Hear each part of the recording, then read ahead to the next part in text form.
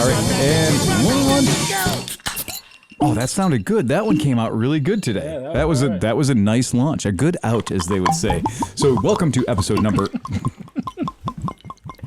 Oh, that is some ASMR shit. That's Dan just pouring himself a little bit of bourbon. I probably shouldn't have taken that much, but I just like the sound. Just pour himself a small splash of bourbon. That sounded amazing. Just a pint glass full of bourbon. Hey, John, McElfresh, is that bottle empty?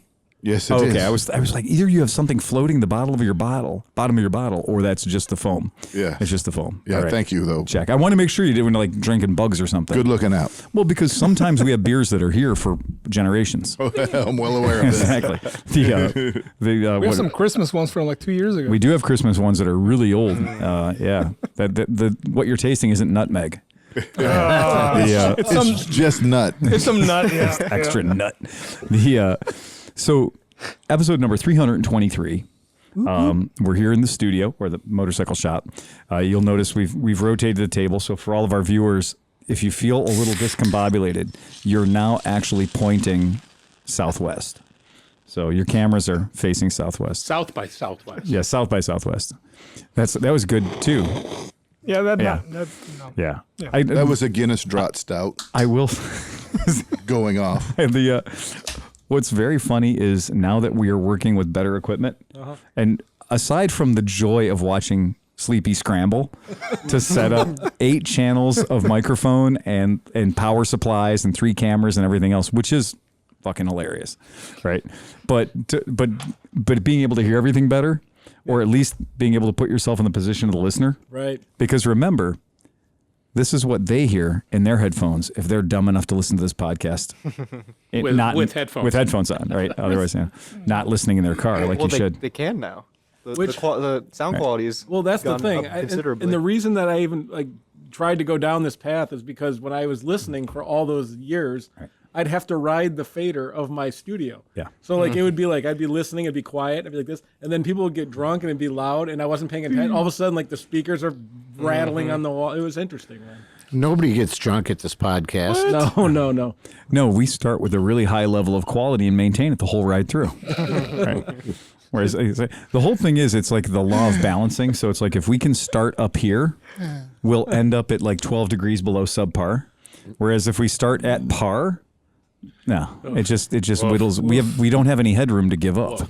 I'm just happy that we all prepare and stick on topic. That's the important. That's the important thing. That's gonna be a hard thing as our podcasters. Now that we're changing our format and now we're launching by giving people the topics we're going to be talking of the day. Every time we do a podcast, we're going to make sure we start the podcast by telling people what the podcasts of the day are. Keeping the content straight is going to be the keeping problem. The content is in letting people know. So squirrel. I'll pretty much be happy if I don't pass out in the McDonald's drive-thru tonight.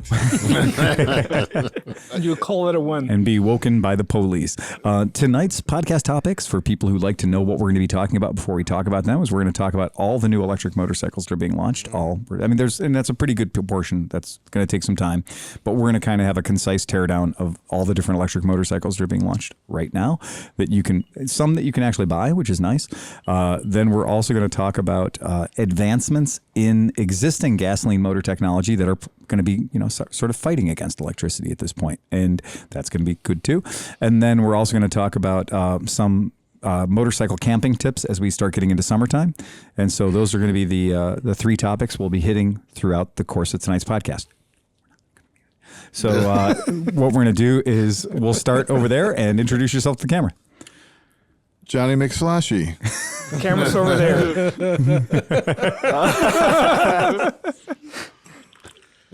Well, there you go. And that's the disadvantage of this particular. Everybody. Now, he could have positioned his chair slightly inward. He could have ridden on the back of the road burner motorcycle, I suppose. No. Yeah. You can look at the back of my fucking head. There you go. And he got the microphone. It's much better looking than the front.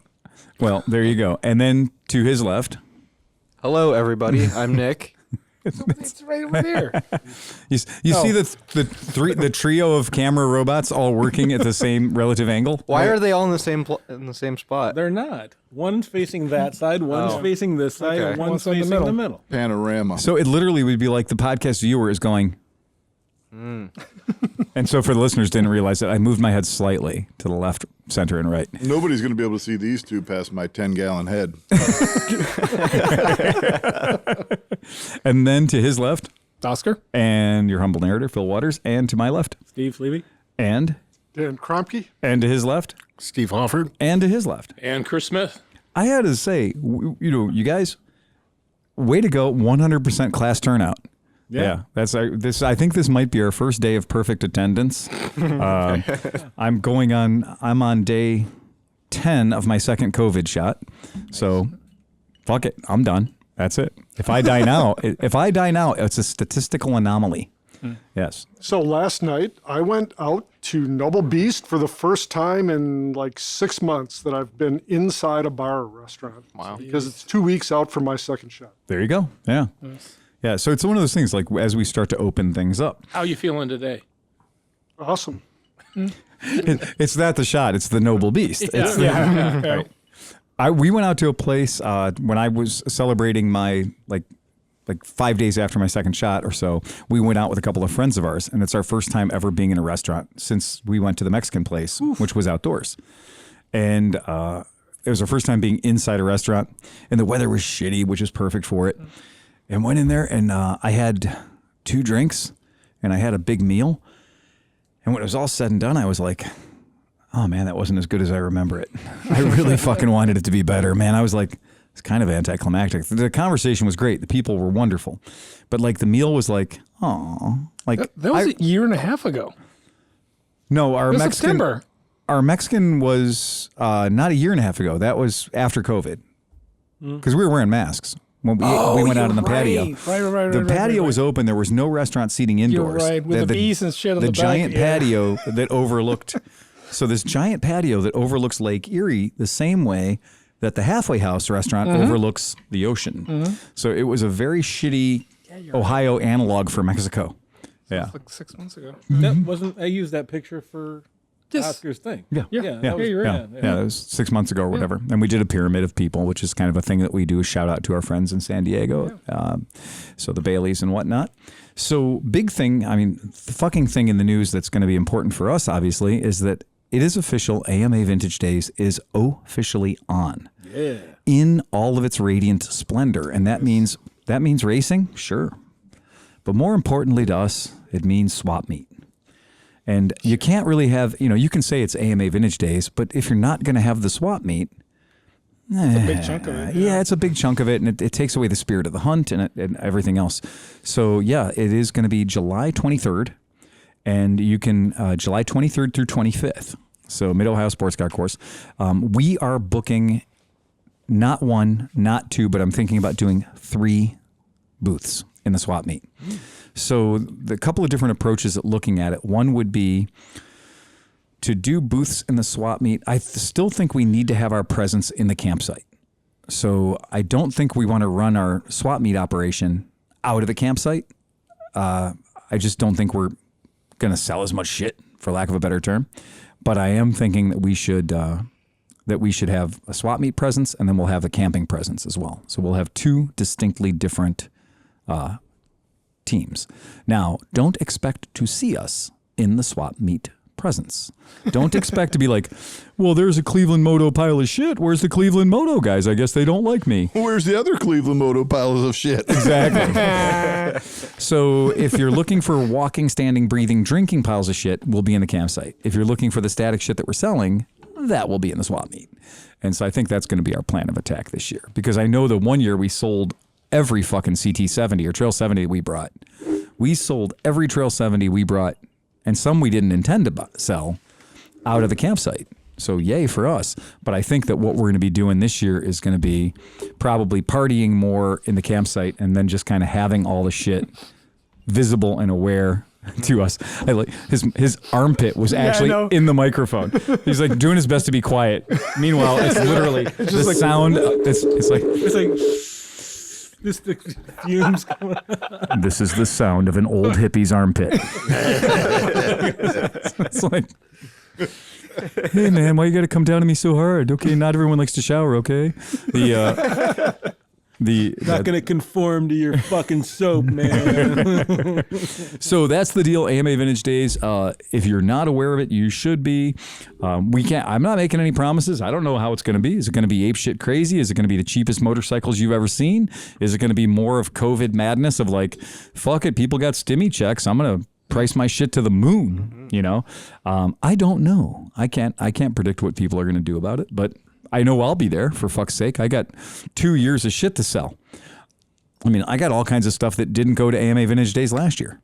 So I'm gonna try to set a record on an SSR 125 for the most amount of miles that you can possibly put on a bike in the course of 4 days. Well, and that's true because all of us at this table, we have only lived with our SSRs on a 3-acre plot of property. Right? So when we have 23,000 acres, it's going to be a little bit of a different game. You're going to be like, I think I need a reserve tank. I wonder what fourth gear is like. Yeah, right. Oh, Mid-Ohio. So we're really looking forward to it. And then we've been kind of, here at the shop, we've been acquiring some Chinese bikes. And so those Chinese bikes are going to be, you know, on Sunday, I'm going to move my warehouse from one part of the building to another part of the building. And we're going to do triage, and we're going to pull all the bikes that need to go to Mid-Ohio, and we're going to put them over in one area so we can start giving some time to those bikes to make sure that they're running and ready. Because if you guys were there, not last year, of course, there wasn't one, but the year before, the Malaguti WAP. Yeah, the WAP. The wet-ass pussy. Yep. The Malaguti F10 wet-ass pussy was the hero. I mean, that bike was like a one-kick wonder. And then by Saturday afternoon, it was like the electric start had come back to life and had born again hard. And I pulled 750cc motorcycles with an Italian 49cc moped scooter, you know? And I was like, I love that bike. And so that bike is definitely going to Mid-Ohio this year. And the price went up because that son of a bitch is a good little bike. Yeah. And it's sexy, too. So a good Italian design. So, yeah, I'm looking forward to it. I'm fucking excited. And I'm not going to do the giant fucking RV, guys. Hate to say it. It was fun, but I want to go fucking jungle style. I'm fully expecting, I'm going to bring a small van or a van that will be doubling as a camper in only the most vagrant of definitions. And, we're going to be like, it's going to be primitive. I thought about something. Yeah. Like, John, you're the king of gas generators laying around, right? We got to bring a couple of those and then find an old window AC unit and then just get like a 10-by with walls on it and have an AC area. Oh, because that would be nice. That's the one thing that, like, the RV was like whatever, but like the air conditioning was like, I mean, that was. You mean to literally have a refrigeration unit? Yeah. Well, if I can get Kromke's trailer going, Kromke's trailer has a rooftop AC. So if I can get that going, the downside is, of course, you have to plug it into something, which generally means you've got to have a generator running. And part of the thing about generators is, they got to run. And, I love hanging out with you guys, and that's great. But what I don't like is the soundtrack of,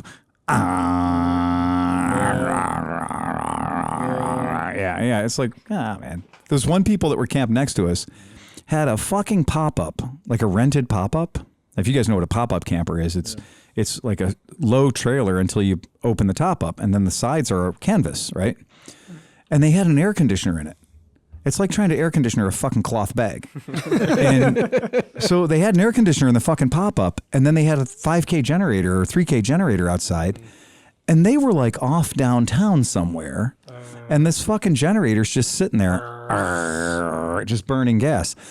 And I don't know, man, that's pretty fucking annoying when it's 10 o'clock at night and it's 58 degrees out and that fucking generator's still running an AC. That's the thing. During the day, it's a kind of exciting. It's okay, but at night, that's just rude, man. Yeah, so. When's Zero going to come out with their generator? It already did. I got fucking 11 of them parked right here. Yeah. You do know plugs go both ways, right? Anything that's a battery gazinda is technically also a battery gaz out of. The only generator, I have the generator in my RV, but it's having problems. But if that worked and operated, it's an Onan twin cylinder, 1800 RPM. When they're running, they're like the RV where it's not, it's just. Yeah.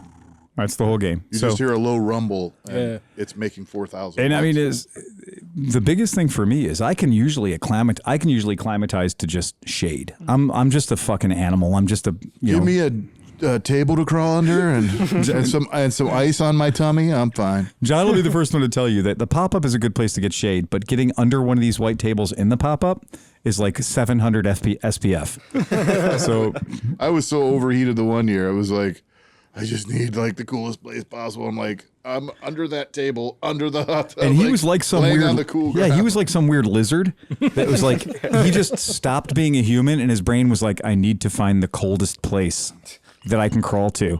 And he just Pull kept my getting shirt up and lay it on the ground. He just kept getting lower and lower and lower. And I was like, oh shit, he's actually moving under the table. And he went under the table, under the pop-up. And I was like, and I did check. It was definitely cooler under the table because a pop-up only blocks so much of the sun. Oh, he still radiates heat. Exactly. Yeah. And so you were under the table, under the pop-up. And that's like the people that were under the bus 2 years ago. It was fucking cold as shit under the bus. Because the grass was all nice and dewy from the morning. It was nice under the bus. So. He was waiting for dropped crumbs. It's the carp theory. It's like, these guys will drop something sooner or later. So, yeah, I'm super excited about it. I was like Hunter Biden going through the carpet. Oh, my God. So, I mean, I'm absolutely convinced that AMA Vintage Days. Now, here's a factual statement. If you've never been to Vintage Days, anything that's epic, like Burning Man or South by Southwest or whatever the fuck it is, if you go this year, you'll have to go again next year because this year is not going to be 100%. Right. So you have to go this year anticipating that, oh, this is what these guys were talking about? Go ahead, John. Or it could be 200%. Who knows? That's what I'm thinking. Who knows? It's hard to say. Yeah, I think that all of our funometers. I think the people that are there are going to be 200%. Yes, I do. Let's put Will it there this be way. 100% of 200%ers? I'm going to go get a third COVID shot 2 weeks before AMA Vintage Days. You might want to throw some other shots in there. Let me put it this way. I don't know if you guys saw this article, but every year this one off-road crew in Arizona has like a tiny little picnic, and it's usually like 30 to 50 people, and it's no big deal, whatever. This year, 5,000 people showed up and like raged, and like trucks overturned, and people went crazy. And then the park rangers were like, "There's no what is going on?" And there's 5,000 fucking off-road vehicles jumping over each other. And it's because people wanted to get the fuck out and do stuff. Yeah, that's what I'm guessing. There's going to be a way more, maybe not way more, but they're going to be like, oh. We got to figure out a way to get in a day early. We are. Oh, yeah. We did. Okay. No. 2 days early. Yeah. Well, I'm down. Let's get there Monday. so what you have to do is you have to get in there and tell them you're there to place the shitters. Yeah, right. You got to tell them you're there to spot the shitters. And you're like, yeah, we're here to spot the shitters. Ooh, what about the press passes? Like so the press passes don't help you. They get you in on Thursday. Yep. Which is great and all, don't get me wrong. But as vendors, we get there on Thursday. So vendors get there Thursday as well. Yeah. So, yes, you should. Every member of this podcast, since we will be podcasting there, every member of this podcast should absolutely obtain press credentials. Yep. And get there Wednesday at 5 p.m. when they open the gates. I think that's Thursday at 5 a.m. or Thursday at 7 a.m. I believe. I think the one year I hung out by the gate at 8 o'clock. They were like, "Yeah, just go ahead and set up the tent." What we did year before, we got in there Wednesday night with one of the staff members. And we got there Wednesday night with a staff member so we could spot where to put that ridiculous trailer we had, that ridiculous camper. So we got there on Wednesday, but that was with special permission of the venue and special permission of the AMA organizers so that we could do that. And I can assure you, there was nobody else there. So the only people that have access to that spot Wednesday night are where we camped. I don't know if you guys remember where we camped the monster truck was in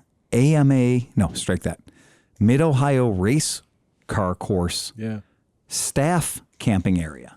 So there are people that actually live all summer long in campers on that piece of property where we were. And all the campers around us were not people just there to see the AMA Vintage Days. They were people that work at the race car track. Because as much as we think we like motorcycles, there are people that like car racing more.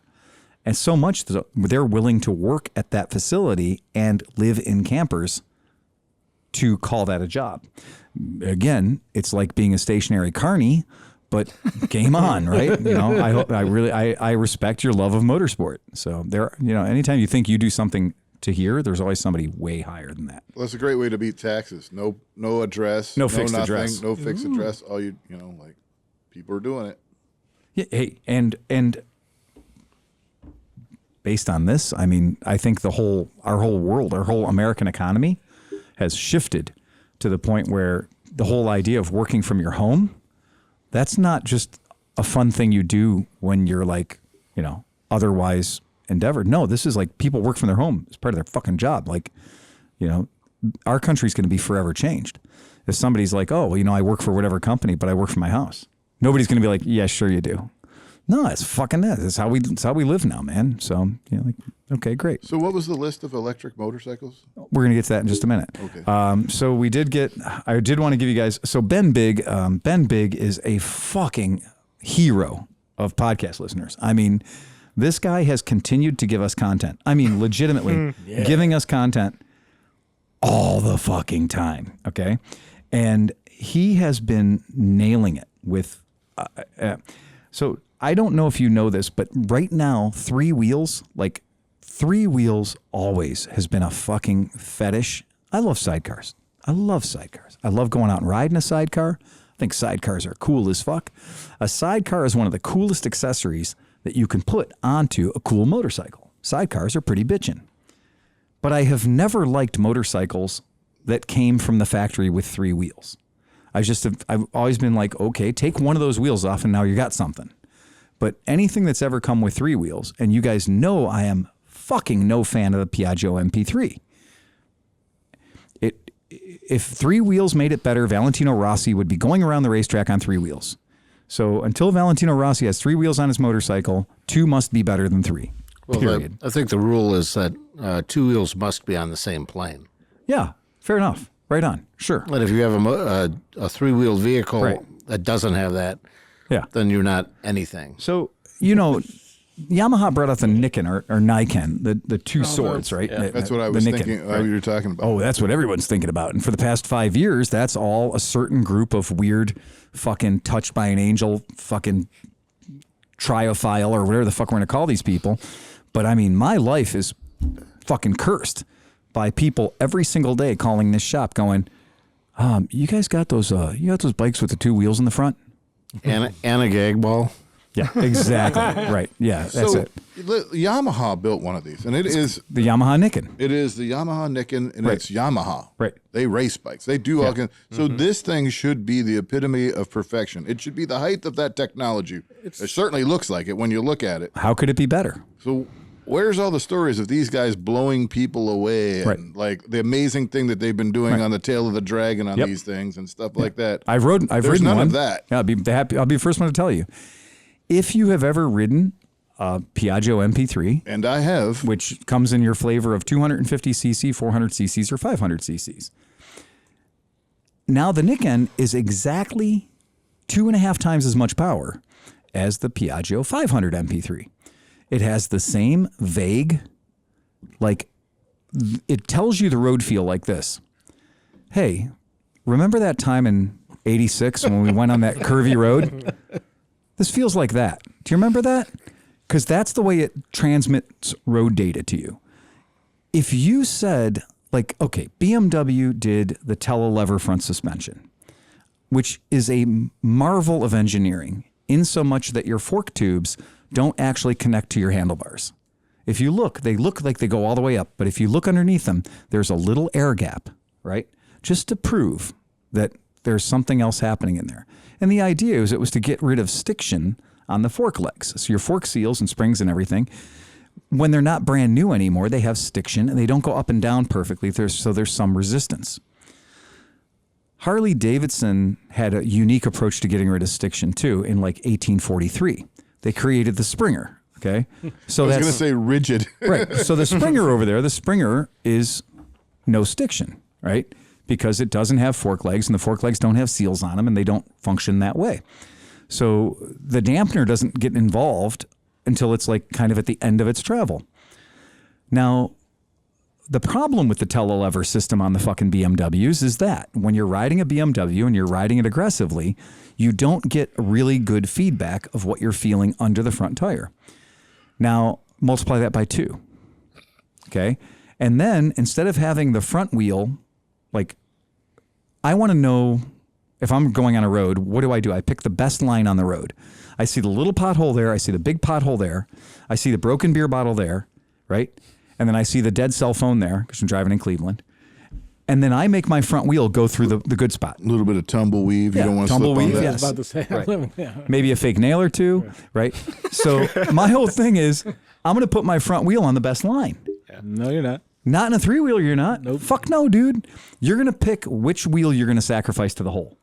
And the thing is, it's going to be one because now you've got 2 wheels that are, the front wheels are maybe 18 to 24 inches apart. Mm-hmm. And then the back one splits the difference. Okay, that's weird. So the bike is taking 3 different paths.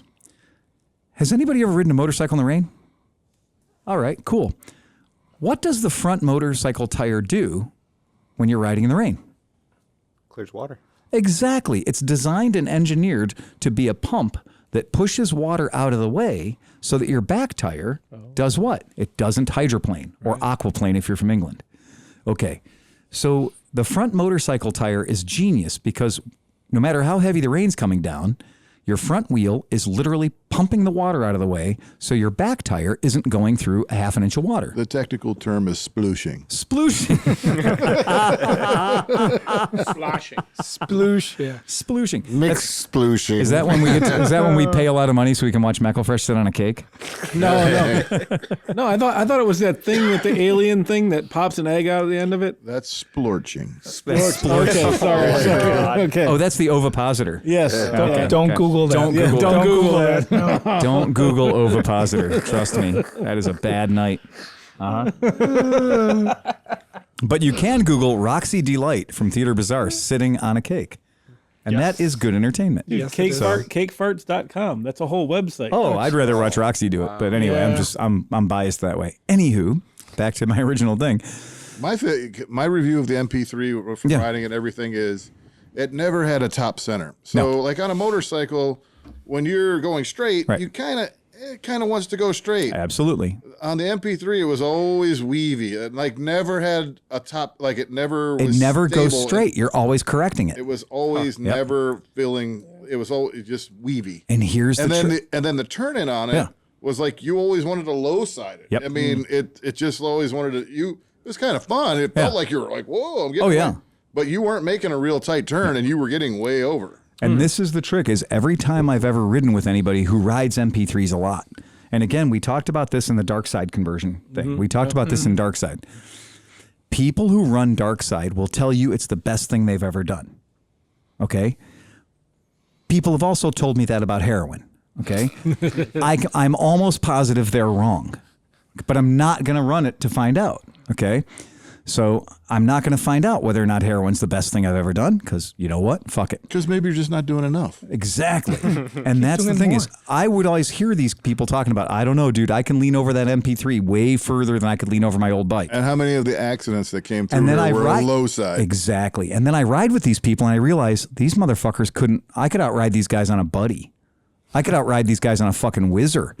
They're not making a good turn, but they're leaned over like a motherfucker to make like a Fred Flintstone turn. It was almost like you didn't really have to. No. You could be leaned any way you wanted and still turn, but you had a tendency to really lean in. Well, my friend, let me tell you a little thing. Because leaning technically really wasn't doing anything. No, I mean, I can lean the wrong way and go turn the other way, but here's the weird thing, guys. You know what roads in America all have in common? A crown. Yeah. Here's a problem. If your motorcycle is set up on the geometric principle of a triangle, what happens when you make any one of the legs on a triangle shorter than the other one? You get that side. You get a totally different kind of triangle. And then it starts to go that way. And that's what I discovered is riding a motorcycle in the snow, which I did, in the MP3. In a two-wheeled motorcycle, I could hold the bike straight up in a line, and I could ride the bike on the line in the snow and let the tires do their job. My front tire cleaned a path for the back tire, and I went straight down the road, normal freeway, crowned road. On the MP3, the son of a bitch kept sliding towards the ditch. Because I wasn't clearing a path for my back tire, all 3 wheels were hitting virgin snow at the same time, and the weight of the bike, there was nothing keeping it straight. So I kept having to fight the bike out of the ditch. That's not confidence inspiring. So, again, I rode the Niken, and I was not impressed with it. I didn't get off the bike going, oh yeah, I can corner that better than I can quarter anything else. No, fuck no. And the other problem is, take whatever motorcycle you ride right now and put 60 pounds of weight on the handlebars. That's what these bikes feel like. So if you take any motorcycle and put 60 pounds of weight on the handlebars, it feels like shit. Well, all the things that make these 3-wheeled vehicles do what they're doing is an extra set of everything on the front end. Doesn't feel great. What was the, Phil, you might know with the MP3, what was the initial benefit that the Piaggio designers decided was the MP3 was a solution for? At least their marketing. Well, it actually comes down to two. It comes down to really two important principles. We can, and I'll bet people will buy it. And do you think that's the same as Yamaha? Yes, and to give you an idea, the only people that have been buying the fuck out of MP3s, most of the MP3s in the world are sold in one country in particular. Would anyone like to guess what country they are sold in? Brazil. Lithuania. Anyone else? China. France. Wow. Oh, of Paris in course. particular. Huh. Right? Because they missed the 21D or DS21. Steering wheels that have only one spoke, right? DS, like literally the French have a very unique approach to Everything. travel in general, right? As a whole. Mechana. Exactly. Right. So that's kind of the way that I feel about it. Is like the French do appreciate how weird and quirky it is. I can tell you it does not hold itself up any better. Having 3 contact patches doesn't make life any better unless you increase the weight of the vehicle by the equal percentage, because friction is the amount of pounds per square inch you put on your footprint, you know? And so having 18 wheels under a 400-pound motorcycle or a 500-pound motorcycle isn't going to make the bike have more traction, because you're dividing that traction package up over 18 wheels. Now it's the last international motorcycle show in Cleveland, I guess, when we were all there a couple years ago. The Niken was there, and I remember we were looking at something else, but it was behind me. Yeah. And the poor dude from Yamaha that was there, about every 14 seconds, somebody asked him if it would hold itself up at stop signs and stuff, right? Yeah. So has that been your experience with the MP3? Do people come in just expecting it to sit there like... So they do. Right. So the MP3 has a button. We call it the stupid button. And the stupid button really was put on the bike so that when you park the bike, you could press the button, and it had a little 1/4 of a brake rotor there. It had 1/4 of a brake rotor, and actually has a little hydraulic caliper on there that locks on a moon-shaped quarter of a caliper. Oh, interesting. And it locks to keep the bike from falling over left and right. At 0 miles per hour. At 0, well, technically less than 1 mile per hour, all right? So the idea is you do that so you can get off the bike and stuff and do things without the bike falling over. And what Americans have figured out, because Americans are so fucking lazy, Americans figured out that if you timed it just right, as you were approaching the red light and you got to a certain speed, that you could wait for the little yellow light to turn on that would say that you are now going at such a low velocity that it would be safe to engage your stability lock. Okay. So you were like creeping down, and before you put your foot down, like when your brain is telling you to put your foot down, you're like, no, press the button. So you press the button, and it doesn't work instantly. It takes a second to think about it and evaluates the situation, barometric pressure, wind speed, weight of the rider, etc. And it goes, okay, and then it locks.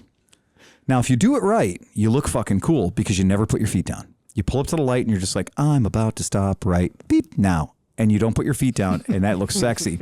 And then when you hit the gas to go, it unlocks it, because this bike can't go 2 feet with the wheels locked. The son of a bitch will fall over, because the wheels aren't like a Can-Am. They're not 6 feet apart. They're 18 inches apart. So in fact, in many states, because those wheels are less than 20 inches apart, it is classified as a two-wheeler, even though it has three wheels. So all these people are like, well, I don't need to get my motorcycle license because it's not a motorcycle. It has three wheels. So I will go take the trike test. Well, the trike test, of course, is a trike test. It's not a motorcycle test. So if you take the trike test, that ain't a motorcycle. It's like, trike test is like parallel parking a bag of groceries or something. But it's like you show your ARP card and you pass the trike test. So that's it. But Steve has an ARP card. I don't. But they're You trying. got your AARP. No, I misspoke. That was AAA, not AARP. It's the American Automobile Association of Retired Persons. Oh. Okay, Triple RP. triple ARP. So he's that old. So, but here's the trick with these three-wheeled vehicles is with that MP3, like when you gun it, it just goes and it unlocks. So you can land and you can launch without ever putting your feet down. Now, let me tell you how that works when you've had 3 beers.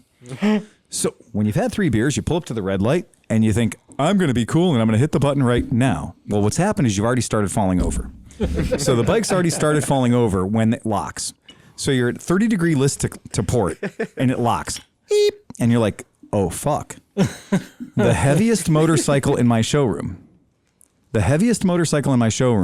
is now listing 30 degrees hard to starboard. The band's playing. Yep. And the deck chairs are just sliding across the side. Well, that's when the deck meat has to go to the other side. That's right. So now what happens is you're sitting there and you're holding the bike up. You've put your foot down now because you are fucked. Now, one of two things is going to happen. You're going to press the release button, in which case all of the weight of the machine is going to come to bear on your right leg. Or you're going to hit the gas, in which case all the weight of the machine is going to come to bear on your right leg, and you're going to screw yourself into the ground in a very small circle. In either case, it ain't cool. My best recommendation for that moment is to turn the motor off, get off the bike, grab it with both hands behind your back and steel yourself and then press the button. So when it drops all of its weight onto you, it doesn't literally crush you under the bike. At least you're prepared for it. You're ready for it. Yeah. Because, ask John, every single MP3 that's come into our shop has been road rash to fuck on both sides. Yeah. Then after it falls over, you go to stand it back up. You're not smart enough. And then it's like, oh. And it goes the other way. Look at it. Right. And the thing is, don't roll it up on a curb. Don't you dare roll it up on a curb because it will roll if you don't hit the parking brake. Yeah. So if you think you're going to push it out onto the, look, it's standing up. I'm going to push it out here. I'm going to push it. As soon as one wheel goes off the curb, the whole bike falls over. Oh my God. Because the wheels are locked, so they don't do this when they go over the curb. Yeah. They don't have shocks anymore because they're locked. Yeah. So when you lock the button, not only does it lock the lean left to right, it makes the front end into a rigid front end. Oh, wow. So the shock absorbers get locked out too. With a wheelbase this wide. With a wheelbase that wide. Mm-hmm. So when you hit literally a walnut, the bike falls over. Yeah. It is hugely humiliating to be pushing a bike out to just be like, I'm just pushing this bike out on the street and realize you have to go down like a little ramp. And I've done it. I've done it. Hanging on for dear life. Fuck. Where's it going? I can't hold it up. And this is somebody who's a very big person who's very strong, that's very good at motorcycles. Yeah, I saved it. I wouldn't have been so lucky had. Half these people who buy MP3s are like, well, my name's Gertrude, and I had to sell my Honda Elite 80 because it was too much, but I've heard these will hold me up in the corners. And you're like, what the fuck? And then we had a dealer here in town that was like, you should buy a sidecar. We had a dealer in town that was like, oh, I know, sweetie, but you should get an MP3 because they do all the work for you. Oh. And we had a woman crash her motorcycle twice in the parking lot of the asshole who sold it to her. And he made her take it home. Like, he wouldn't let her back out of the deal. And she didn't know in the state of Ohio, she's got 3 days to change her fucking mind. But he made it sound like, I'm sorry, Gertrude, you signed the paperwork. That's all yours now. She crashed it twice in his parking lot, got it home, crashed it again in her driveway, called us. We had to go pick the bike up. And I called the guy. I was like, you cocksucker. Like, she said she crashed it in your parking lot and you helped pick it up for her. And then you sent her off on the road. You're a fucking devil, dude. Like, you are literally the goddamn devil. Give her fucking money back. And that he was not having it. He's like, no. He goes, that fucking MP3 is long gone, but dude, it's gone. It's not my problem anymore. Fuck it, man. So the Honda Gyro made more sense. The Honda Gyro, the 2 back wheels stayed on the ground at all times. I was going to say is I wanted the Christini version where it's 3-wheel drive. Exactly, yeah. All 3 wheels were driven. So Ben Big, back to Ben Big. You remember Ben Big? We were talking about Ben Big. Yeah. He said the Honda Neo Wing Yeah. We're going to have to pull this one up on the big hell's a screen, Neo boys. Wing? It's the Honda Neo Wing. Can you pause the podcast? I've got to go get a slice of pizza. Well, go ahead. Just don't knock over the cameras. Okay, I'm getting up now. Yeah. All right. Don't worry, we'll edit that out. Yeah, That's, no, that's we good. won't. That's good. Yeah. Yeah. Right, This- Sleepy? Every time anybody says, "Yeah, we can edit that out," Sleepy's like, "Fuck you Fuck guys. no. This is a free podcast." I used to have a life. I chose it though. It's all right. Oh, wow. All right, I see Okay. another problem with the continual migration of the table this way. Yes. You can't see the screen. No. Oh, I it's know. even worse than Yeah, the- that's not good. That's terrible. So yeah, so this is the Looks Honda great from over here. Neo Wing. So the Honda Neo Wing is the Honda Neo Wing. They said is supercharged. Again, all the things. Does it have 3 wheels or 2? Because it looks like it has 2. So just so you guys know, 2 in the front. it's 2 in the 2 in front. the front. It's 2 in the front. That's a side view. Yeah, it's 2 in the 2 front. on one of these. There it is. See, 2 in the front. 2 in the pink. Yeah, 2 in the front. Yeah, 2 in the pink, 1 in the stink. That's Dan Hostwick, our buddy from Cincinnati. He came up with that. He's like MP3, 2 in the pink, 1 in the stink. And I'm like, you're right, dude. You are not wrong. I cannot possibly say you're wrong. So there it is. And again, I would like to tell you, I would like to give whatever what's the news award for a news agency when they have the best? It's not the Grammy. It's not the Pulitzer? Pulitzer. Yeah. So I have a new term. From now on, we're going to have the Pulitzer. the Pulitzer is going to be for the most exceptional use of Photoshop and fake news. Steve. Right, the Pulitzer. But it is one of those things. Even motorcycle.com said, fake news. No, Honda did not patent a supercharged Neo Wing trike. These things come out, and honestly, an 8-year-old, 9-year-old with Photoshop, they can make anything you want, right? There is no uncanny valley when it comes to motorcycles and things like that, because we've been trained to go like, oh, look, the next Buick coming out is going to have hover drive. I saw it on the Agents of S.H.I.E.L.D., Well, everybody's going by patents. They filed a patent, and I guarantee you the patent is not that rendering, that type of detail, Well, and they didn't file a patent. Oh. No. And it just says, no, Honda did not patent a supercharged Neo Wing trike. So it's and not I would even like to a say, rendering of a patent. It's just I'm a going to tell rendering. you that the story, the one that I found using a strange device called Google, the first thing it says, the first article that came up says fake news. No, Honda did not patent a supercharged Neo Wing trike. So, and yet people are talking about it in these things. Yeah. That was like this German guy. You ever see the German guy? A lot of the people, like he takes like popular bikes, then reworks them, and he's like a Photoshop expert. Yeah. And he makes like these awesome, like the Dr. Big before like it was coming out from Suzuki or anything. And until people big. Yeah. The DR Big. DR Big. The DR So 850. instead of a DR 600, it's a DR 1800. but the thing is that like now everybody knows who the guy is, so the stories don't work. But a couple of years ago, every month there'd be like a new one, and everybody would be like, "Oh, I'm buying it," whatever. And it was just a rendering. But the shame on it for the fucking Pulitzer, the shame on it goes to rideapart.com, because rideapart.com reported that as fucking news. So shame on all you motherfucking lazy ass journalists who are like, oh, you know what? I saw an artistic representation of a bike that runs on hydrogen and it has 17 wheels. So that's a news story. Click, click, click, click, click. Look at that. 10 million views. So, and mostly it's 9 million people going, can you believe this asshole believes this shit? But he still gets credit for 10 million views. So whatever. Anyway. So that's a thing. And so in a following story, he says Honda electric mini bike seen in patents is an Honda e-Grom coming. First rule. If you've used bad grammar in your published article. In your grammar? Yeah, exactly. Yeah. I already don't like you, So it's like, I don't want to believe somebody who can't fucking form a sentence in the English language. Don't want to hear about it. Just don't need it. And that's like when this is from a website called Electrek. And so electrek.co, because it turns out if you go to electrek.com, that's a different site entirely. So, yeah. So let's keep the news to news. right, to something that's verifiable. So it is a very interesting thing. So, stories about Segway unveiling hydrogen motorcycle, concept vehicles. Yeah, guys, man, we need to stop. In our country, we need to spend a hell of a lot less time talking about stuff that isn't going to happen. Like getting worried about shit that is never going to happen. I heard there's an asteroid that's going to come within danger close to the Earth, and it might just wipe out our planet.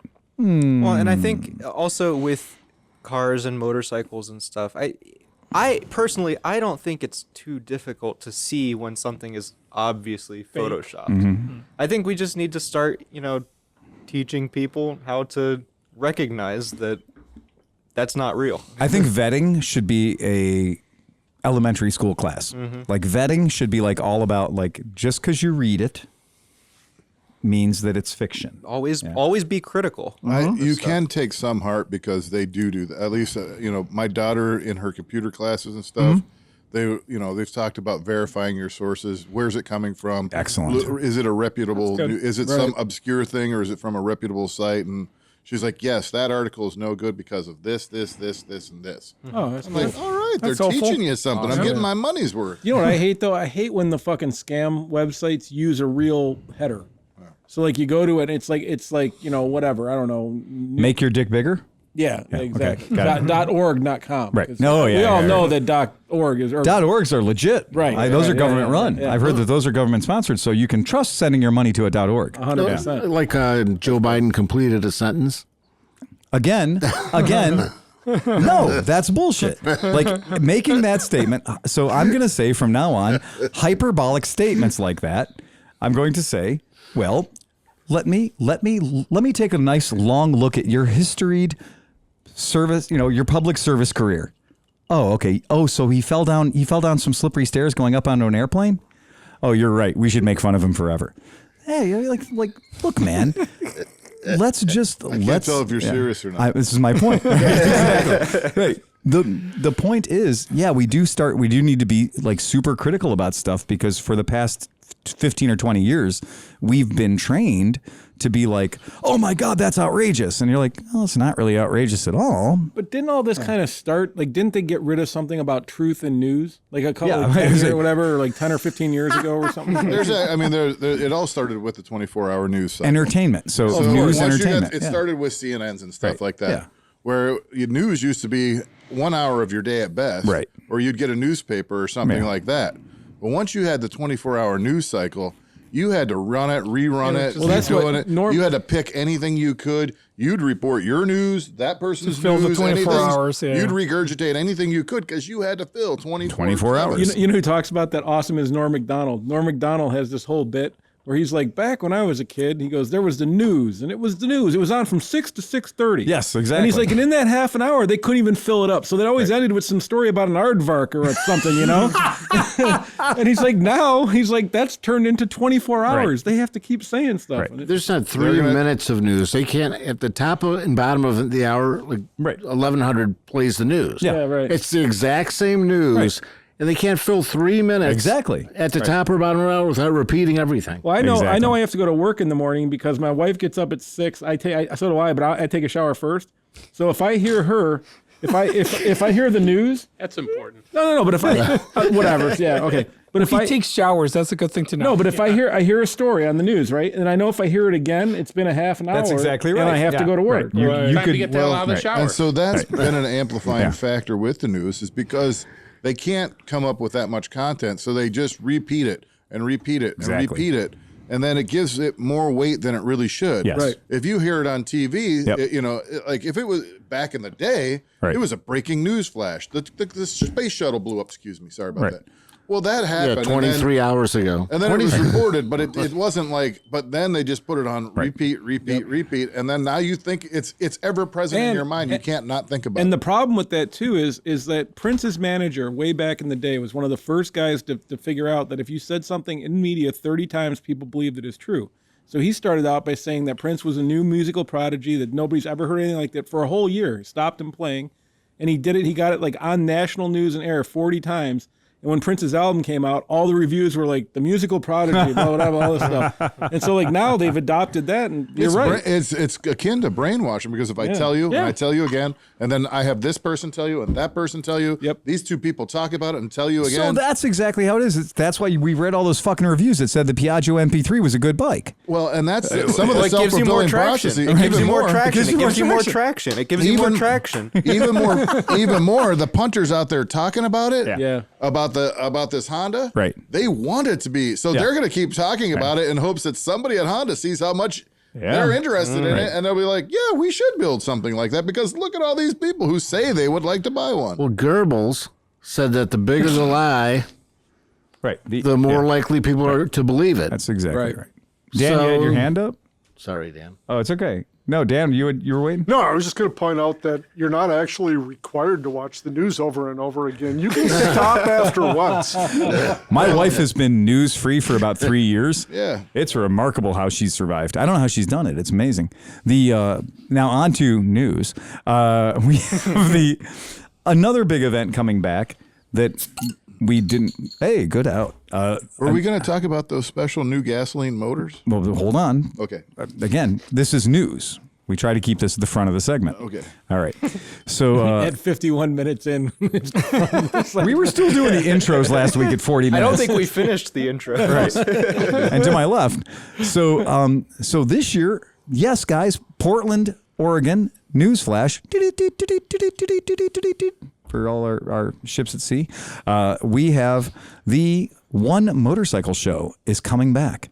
And this is important. Fucking One Motorcycle Show is the shit. McElfresh and I went last year. No shit. It is a good goddamn event. you brought home a hell of a souvenir, right? No, I didn't bring back COVID. That was from my. I brought back COVID from the Zero SRS launch. Okay. So the Zero SRS launch, I brought home COVID. That was after the One Motorcycle Show. So the One Motorcycle Show, hosted at the historic Zidell Yards in Portland, Oregon, a huge open air venue with one-way traffic flow and dedicated viewing times for a One Moto Show reimagined.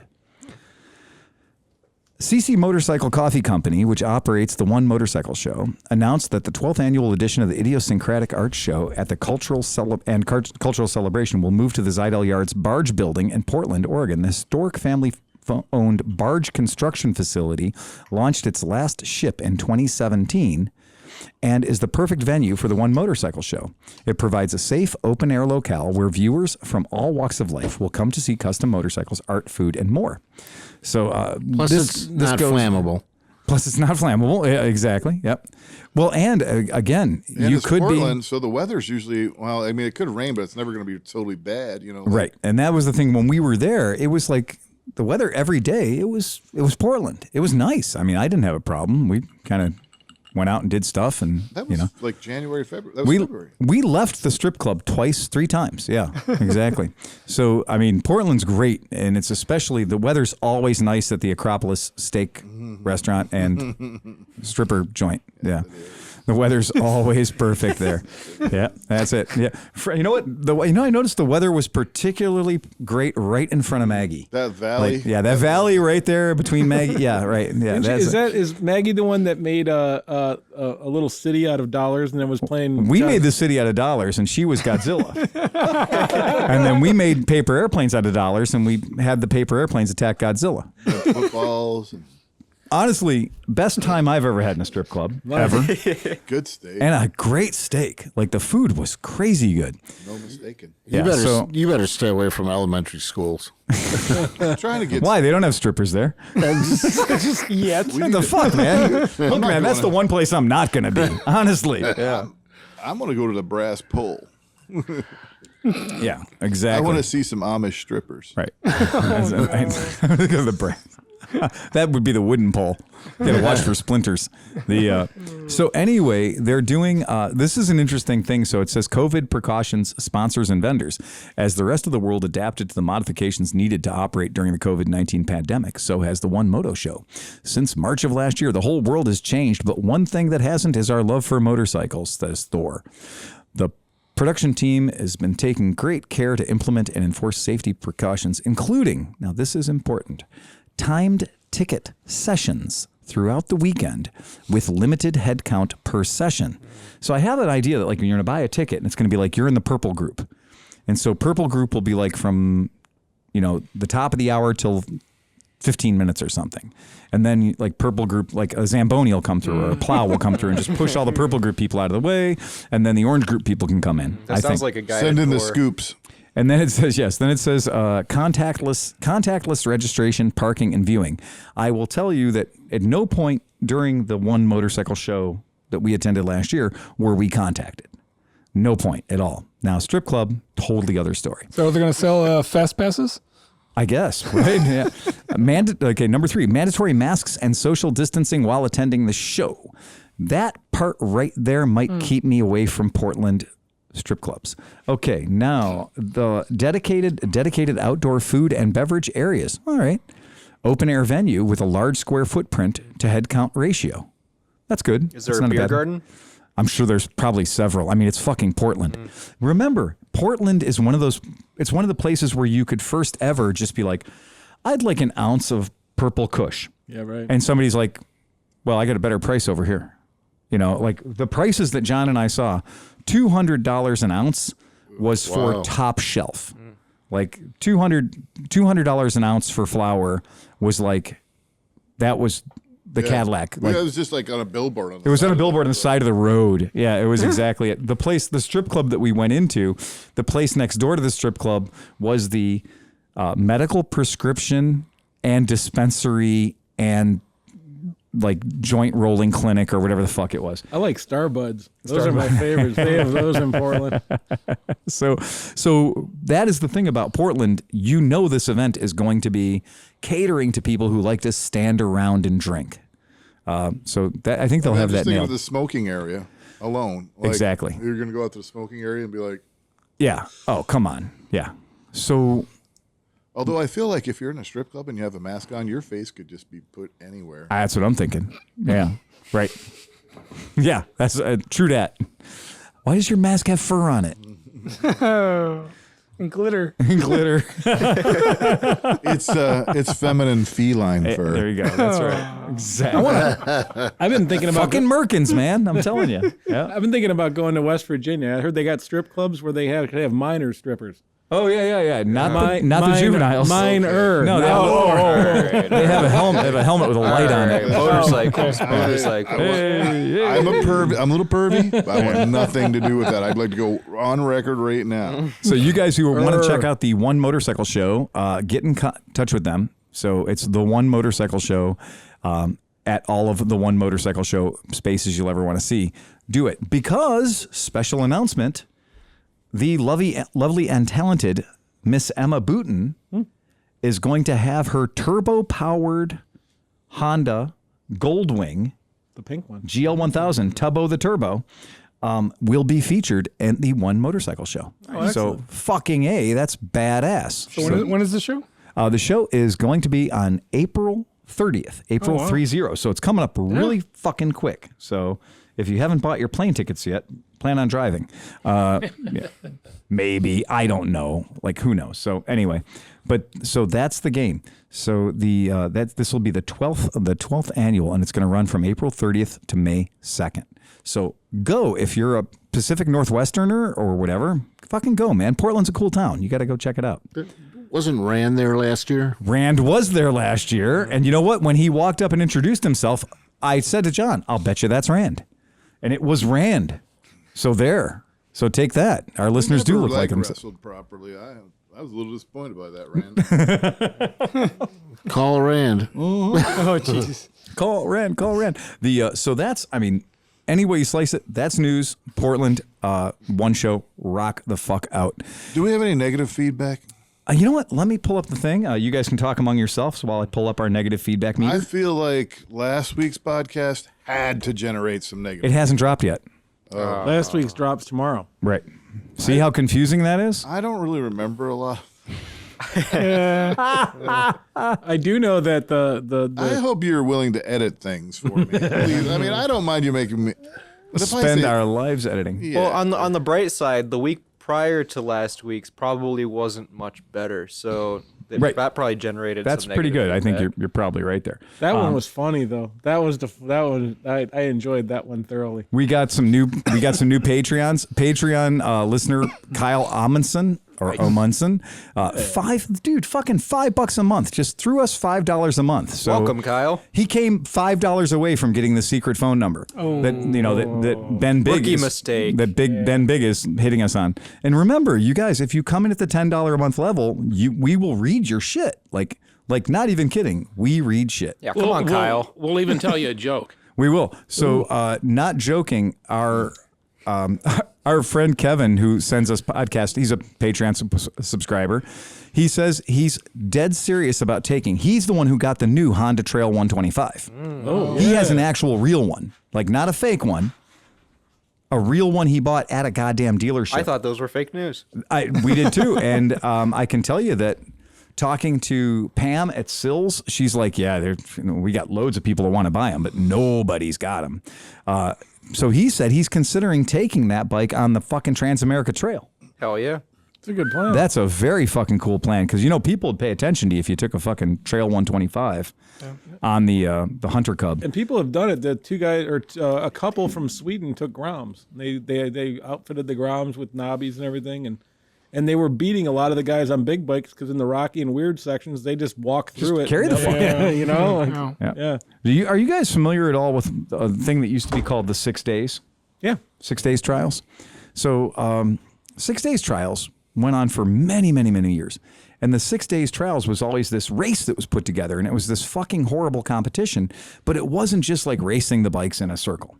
It wasn't like Le Mans where you're racing your bikes on a 24, race cars on a 24-hour track until one of them blows up and kills 84 people. No, it's the race of the 6 days trials was all about killing these motorcycles. Like, could your motorcycle survive it? Why was it called the 6 days trial? Guess why? Because it lasted exactly 6 days. There you go. And, more you know. and now they're more of a brand because they sell like the 6 days KTMs and all that stuff. Yeah. And those are the ones that you always see at the Erzberg Rodeo, which is kind of like the new 6 days thing. Yep. Yeah. And so the International 6 Days Trial, ISDT, for those who are in the know, that started in 1913. Wow. So you have to consider how primitive motorcycles were in 1913, right? And it started in England, in Carlisle, and it has literally only stopped, kind of like the Isle of Man, it's only stopped for wars and COVID. And so that's kind of what happens. But what's crazy about it is there was a period of times, and this was such an event that it was called the Olympics of Motorcycling. And it was like, I don't care what you got. You got an Indian? Bring it. You got a Harley? Bring it. Triumph? Yeah. Norton? Bring it on. Because the idea is it was literally to test the durability and the ruggedness of motorcycles of the day. Really fucking cool. First trophy was for the first bike that started each day. I have a little observation about all that. That it really, when you look at the 6 days trials and stuff and the bikes that were running in that, and some of the, like the Greaves and stuff, when they started first coming out with two-stroke, that was kind of where two-stroke motocross kind of bikes started to take shape. Right. I mean, they were still not what we consider modern bikes, but when you look at the big difference between trying to run a Triumph twin or a little lightweight two-stroke, like today I was playing around with my TS250 because I did some hill climbs and I found out that the float hinges on the back, and so I got up the hill, but then when I got to the top, it was like, and I was holding it and it was pissing gas out. Oh, and man. My float got stuck because I did a little thing, but I was shaking it, and when I was shaking it, I was like, and I was like, I'm like, whoa, I'm picking the front tire up off the ground. That's something you would never do, like with a CB350 or. So those little like lightweight old two-strokes they're kind of fun. It is. And I mean, like, the more that I did some research into it and kind of learned about, the 6 days trials, the crazy thing about this is that Vespa did remarkably well in it. So it's when you look at the early 1950s, the Vespa teams that showed up for the 6 days trials dominated. Like, they did way better than they should. And it's just one of those things where you're like, no, you got to be fucking kidding me. But Steve brings up the point. is if your bike is light enough and it's a 2-stroke, when it can't go anymore, you now become the source of getting that bike over. And if your bike weighs... And you can dump it and all the oil doesn't run out and it's not hard to start. A 2-stroke's not going to get messed up, Absolutely. And I mean, I think that's fucking cool. I just get the biggest kick out of that when you look back and you go to things like the Casa Lambretta Museum in Milan and stuff, and you go check these places out and you see these old racing bikes, these old racing scooters, and what they did to modify the bikes to make them off-road champions. It's very fucking cool. And so that 6 days race, we talk about the 6 days trials, that, for me, the idea of having any motorcycle, having any vehicle. I mean, we ride for a couple hours and we're fuckers. Our ass is fucking kicked, man. Right. 6 days of beating through the Welsh countryside. Oh, yeah. That is 100% of a broken heart and probably a broken bike as well.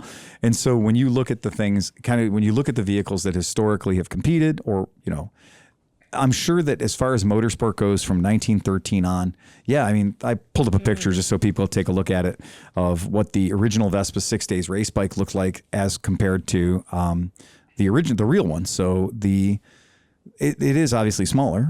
Not kidding. One's a 300cc and the other one's 125 cc's or 98 cc's. I think that's the way my scooter needs to go. 6 days. Going 6 days with it. Shop the fender, chew everything. Go full rally bike. There's something just super cool about it. I mean, the whole idea about taking a little bike or something stupid and going off road with it. There's one I pulled up on the screen right now. Giuseppe Cow. He's a decorated rider and winner of the 6 days trial. Wow. So that guy. See that little dude right there? See how tiny he is between those two bikes? You can't see it, but his balls are in the room behind him. But no joke. It looks like he's standing next to a Harley dresser and he's standing next to a 300cc. Oh, yeah, no. I mean, this guy might be the right side of 4'10", right? Yeah. And he's not a big dude. But the point being, that guy's a world champion. So, yay. Good for him. The factory Honda guy did pretty well on a Super 90. Mm-hmm. So imagine he's riding a Super 90 in the 6 days. That's so fucking cool, man. Like, but I mean, it's a flea flicker. You could take it over anything. And I think that's just cool. So Kevin's plan of doing that, doing Transamerica Trail on literally a Honda Trail 110 or 125, brand new bike, go out and kick ass. And realistically, okay, he said he spent $38.99 on this bike, plus $300 shipping, and he's like, taxes and registration on top of that. Dealership was fair and easy to work with. He had a great experience. So here at the table, we have got one of our podcast listeners has been doing in-depth research on a topic that is near and dear to all of our hearts. And as soon as he's done pouring his bourbon, we're figuring out what bourbon he's going to drink. Steve has been testing all the small bikes. So you know that in our family of motorcycle idiots that we have here, Cinch has got the TNT 135 now, and Stephen Hoffert has gotten everything else. He's gotten everything else, but most recently he got the Kymco Spade. Right. So you've been doing some research, Steve. Right. I've been comparing it to my Cub and the Monkey, and that's the new Cub. The new Cub, the 125. Cub. Yeah, the same engine as the Monkey. So, different wheels, different tires, but the same horsepower, the same engine. So I've found out that from calculating it out, okay, going both ways with the same wind and everything else, the Spade is 8 miles an hour faster. Wow. Than the Monkey or the Cub. Okay. And I should just mention that Steve's riding this 22 miles on the highway, right? To and from work. Right. Yeah. Yeah, that's not, so 22 miles one way on a 125 or a 150 freeway speeds. Yeah, okay. That might exceed the designed purpose. Yeah. Well, it is kind of scary because the Cub and the Monkey will slow down depending on like road conditions and wind conditions to roughly 50 miles an hour. Okay. Which, your maximum speed's roughly 60.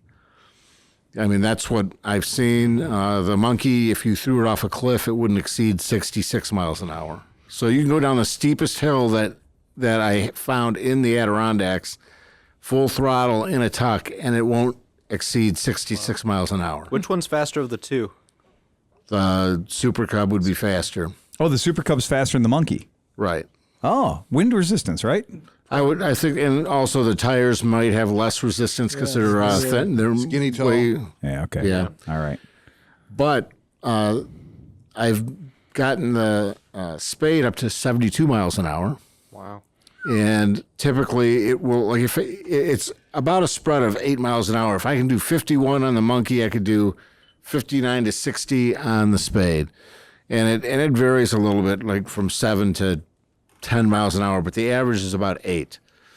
If I could do like 53 to 55, I could do 62 to 63. That's enough. And what I think that's kind of interesting about that is that's real world testing. Same rider, same road, multiple runs, multiple bikes. But You got an upwind, downwind too, going an in. upwind, downwind. Yeah. But the biggest difference I find is that the Monkey and the Super Cub get almost twice the gas mileage as the Spade. Yeah, the Spade is a thirsty girl. It is. Yeah, yeah. So today I actually attempted to keep it down to Monkey speed Oh, all right. and not open the throttle all the way. Yeah. And just keep it down at like what I would normally see on the Monkey and see what kind of fuel consumption I would get if I'm not using that. I mean, because it's the square the speed gives you, that's how much power it takes. So the higher speeds are going to use a lot of power. So Every mile an hour over is exponentially more difficult on the motor, given a certain amount Right. of horsepower. But I also noticed that on the Spade, with anything under full throttle, it almost sounds like it's detonating all the time. Oh, really? But Interesting. But I've attempted to use I started out with 87 gas. I've used 89. I've gone up to 93, and it makes no difference in the noise that you hear. And it's either some inherent noise in the airbox. Like I was thinking that if the butterfly is partially open, it could be like fluttering, or it could be like the air passing over the partially open butterfly, and like the low pressure on the bottom side of the butterfly could be causing that that fluttering noise. But it's hard to tell if it's a detonation or if it's a airbox noise. Interesting. Let me ask you something kind of interesting. So, like when we were in the Adirondacks and we were riding, I was out in the 135, right? It was obviously a little bit faster than the Monkey. I think it's probably equivalent to the Spade. I think I've had it up to 75 or 74 or something like that. But the thing that I liked about that bike, and you remember because you were behind me, is when we were going up the hills, it seemed like the TNT 135, it didn't matter how steep the hill got, it just maintained.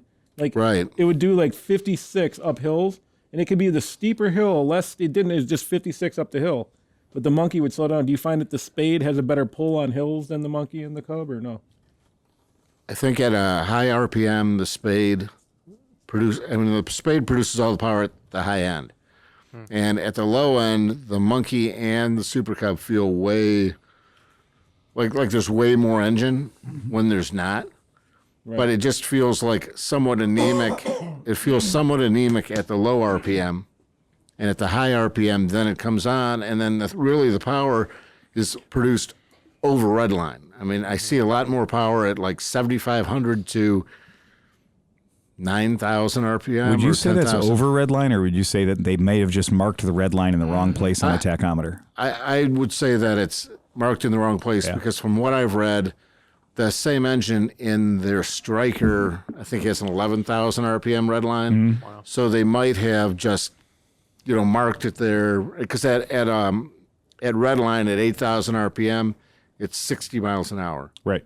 So when you go beyond that, it's about 8,500 RPMs, about 72. Yep. And that's as fast as I could have. But you're not hitting a rev limiter anywhere, are you? I'm not hitting a rev limiter, but it just feels like at the end of that, like it feels like there's all that power, but it's in such like in 1,500 RPM, Right. like at 7,500 to 9,000 RPM. It seems like that's where all the power is. Does it feel like you can go up a tooth on the front at all? I would say no, not with my weight. If I weighed 100 pounds less, I would say that you potentially could go up one tooth, and it would make sense. I don't know if you get any more speed out of it because you're at the limit right there. So you'd go down a little bit, but you'd be in the power band. And I do think that bike is fun. I think that bike is fun off the launch. I do think that I've ridden enough spades to tell you that when the light goes green, you can have a little bit of fun with that bike. Like the TNT 135 wheelie's easier. So it's easier to wheelie the TNT 135.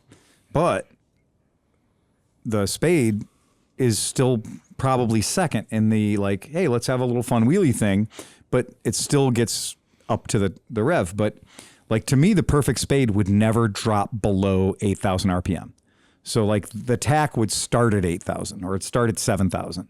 And like you would only ever ride the bike above 7,000 RPM because the motor is just so perfect over 7,000 RPM. And I totally agree. I mean, but that's where it shines. Yeah, that's where and that below motor it, it's fine in the city. You know, I ride, sometimes I ride down Lorraine halfway to work and then I get on the freeway. Yeah. And riding down Lorraine at 35 miles an hour or 40 miles an hour, it's spinning like 5,000 RPM, and it's the motor's perfectly happy through the entire RPM range. It just, like I said, it just feels a little anemic down low, but I think that either the Monkey and the Cub first of all, the Monkey and the Cub are Tuned two-valve. for the low and mid-range. Well, yeah, the marketing department. Yeah, they're two-valve motors too. Right. So of course you're going to produce more power down low. Right. And also, I think you have an advantage with the Super Cub because you have less rolling resistance off the line. Right. So I think that's a real good thing. But I still think those bikes, compared to like riding them to work or whatever, when we do the small bike rides and we find the roads that are 35 to 45 and you're just, cruising 55 through there, that's the perfect bike for that kind of ride. Like, there's nothing better than. I agree. I mean, I have any of those bikes. Yeah, I have no issue with any one of those bikes to ride just for fun. And in fact, I'm liking this like low horsepower stuff so much that I actually am buying a electric bicycle. Oh, you are buying an electric bicycle? Yeah, right not on. for me, but okay. for somebody else. Right. He's going to make John drive it to work? Yeah. Yeah, there you go. Yay. So we got a letter from one of our Patreon subscribers. This is Michael Woods. Michael Woods. Hey, Phil and company. I was enjoying Easter Bank Holiday. Tells you where he's from. Yeah, not from West Virginia, this one. Was enjoying Easter Bank Holiday and went out for a ride on the bike. Sun shining. Half an hour later, weather turns all Cleveland on me and starts to snow. Turned on my heated grips and used my middle finger to wipe the snow off my visor.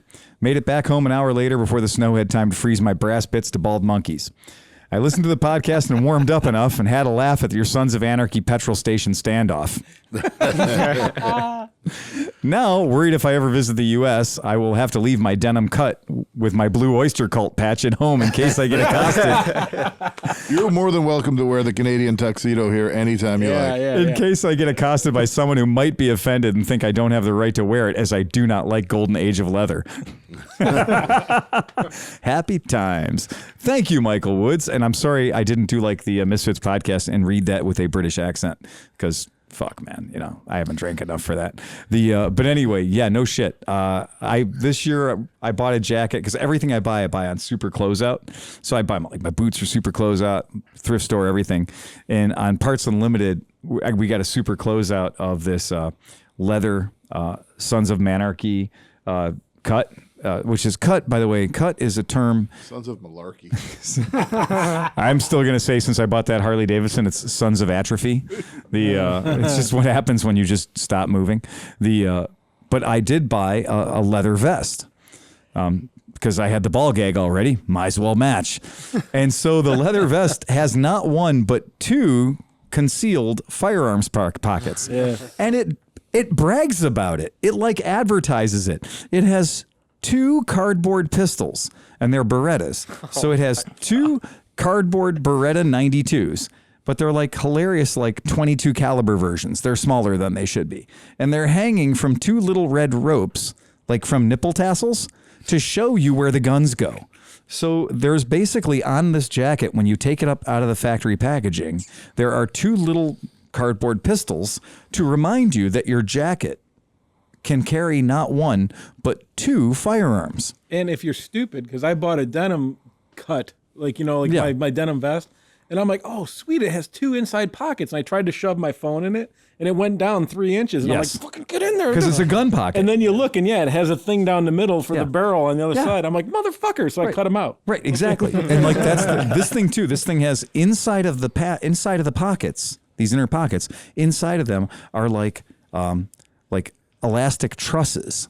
Yeah. So like if you put your gun in there, it is not by any standard of weapons retention. It is not a holster. It is literally a pocket that you put your gun in. And here's a trick I'm going to tell you guys as an old-timey kind of gun guy who believes in like the primary term of concealed carry is concealed. That's what you can like. If you can't put your gun in your pocket, you bought the wrong gun. Like for the purpose. Right. You're concealed carrying the Sam Walker Navy Colt, 45. I'm going to get you. Yeah, exactly. You know what this is, Johnny? It's an 88 caliber Magnum. It goes through schools, Fuck you, man. Like, that's not a concealed carry. Like, concealed carry is a little tiny 5-shot Smith that has no hammer. Everything on it's rounded so it doesn't snag on your pants, right? It's not literally... The cardboard was actually a fucking Beretta 92. Yep. Fucking ridiculous. Yeah, not a small frame gun. You're making me Large frame think gun. of my cousin Dale. Dale was the gun freak of all gun freaks. His whole house was full of guns. He was an engraver. He worked at a brickyard or something like that, but he engraved them. And then he was a slight man and an alcoholic, of course. But he would show up to like family events. He would get dressed up and he would wear like this blue suit pants, like a white shirt with a vest, like a suit vest, but then like the shoulder holster. Oh yeah, underneath it. With like, he always had a fucking cannon, a giant cannon under each armpit. With his little curly mustache. Oh, and, awesome. and the bolo with a scorpion in it and everything. Yeah. Like he walked off the set of like Pulp Deadwood Fiction or something like he was. That's just how he rolled. Slightly gayer. Did he used to walk in and say, "My mom slapped me once"? He was more of a scary. Yeah. He was like, right. And then that's so. When I was driving, we did the Moto Stories the other day, and we were talking about when I got Merritt's GT650 Hawk, and I had to fly to Texas to do it. So the first thing I saw when I got the bike on the road, and I had my helmet on and my leather on, and stuff, and I'm cruising, and I mean, I was Dallas. I had been in Dallas now at this point for long enough to change 2 tires, and this was my wheels were moving. I was on the highway. Life was getting good. Texas, V-twin, sport bike, go. And I looked over as I'm passing vehicles, and I see a feeble old man. Got to be in the neighborhood of 173 years old. And he's riding what at the time would have been a brand new Harley-Davidson Moo Glide Springer. Now, if you don't know what a Moo Glide Springer is. I love Moo Glides. Yes. The Harley-Davidson Springer, when it first came out, was called the Moo Glide. It was an edition of Harley-Davidson Springer. It was like the American Pasture edition or the American Pasteurized edition. But I'm going to pull it up because it's important. It looked like a Holstein cow. It did. Yes. And I want one so badly. Yeah. And I don't think I'm the only person that calls it a Moo Glide. I've heard it being called a Moo Glide by many, many people. And so this particular Springer, when it came out, it actually was covered in animal skins, like from the factory. Like legit. Like legit cow parts, right?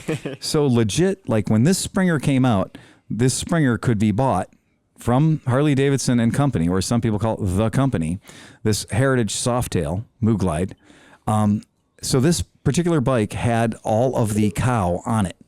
And not only did it have all of the cow on it, which is, it was in 1993, by the way. So I did look it up. It's the Heritage Softail Springer, 1993. It's the FLSTN, and I've pulled it up for our podcast viewers. Haha. But it has literal cow skin on the seats. And so I pulled up and this guy was on it, and it had about 97 pounds of extra chrome and shit like that. But like you said, this guy was wearing a white cowboy shirt with all the embroidery on it. he was wearing cufflets. If you're not familiar with roping, a cufflet is a leather cuff that goes from your wrist to your forearm, like to your elbow. And it's for when you're roping, so the rope doesn't tear your forearms up. My grandfather was a cowboy. I have his cufflets at home. And on his cufflets, he had an American Standard, I think they were American Standard, Derringer, the 2-shot 44 Magnum or 410 shot shell, one on each side. So with his left arm, he could grab the Derringer on his right cufflet, and with his right arm, he could grab the Derringer on his left cufflet. Yes, and he had a leather vest on that had embroidery on the back that was fucking magnificent. And he looked like he was a cross between like Colonel Sanders and like every fucking bad Tarantino movie, like that guy. He was one of those guys who was just, when he got off that bike, he was 5'2" without the boots, But when I drove past, I looked over and he was just, the tassels from the fringe from his levers were just like beating him in the face. But he was just like, America, Texas. And he was such an unapologetic version of Texas in one thing. And I looked over and I was just like, fuck, man, I need to get out of Texas. I mean, how fast can I get out of Texas? And it's like the rest of the bike wasn't ugly. Black and white two-tone bike, pretty fucking normal by any standards, except for the seats. I pulled one up for you. The seats all were made of cowhide, and the trim on the soft leather saddlebags was all cowhide as well. And I think it did come from the factory with Harley-Davidson leather tassels.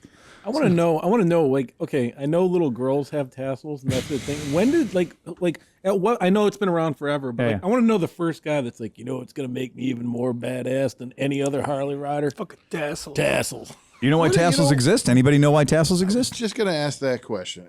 I thought it was because of cordage. So when you were wearing your buckskins, excuse me, McSlushy. can't do anything right. He's used to having two hands on I thought it something was in just, front of him. you had this extra leather when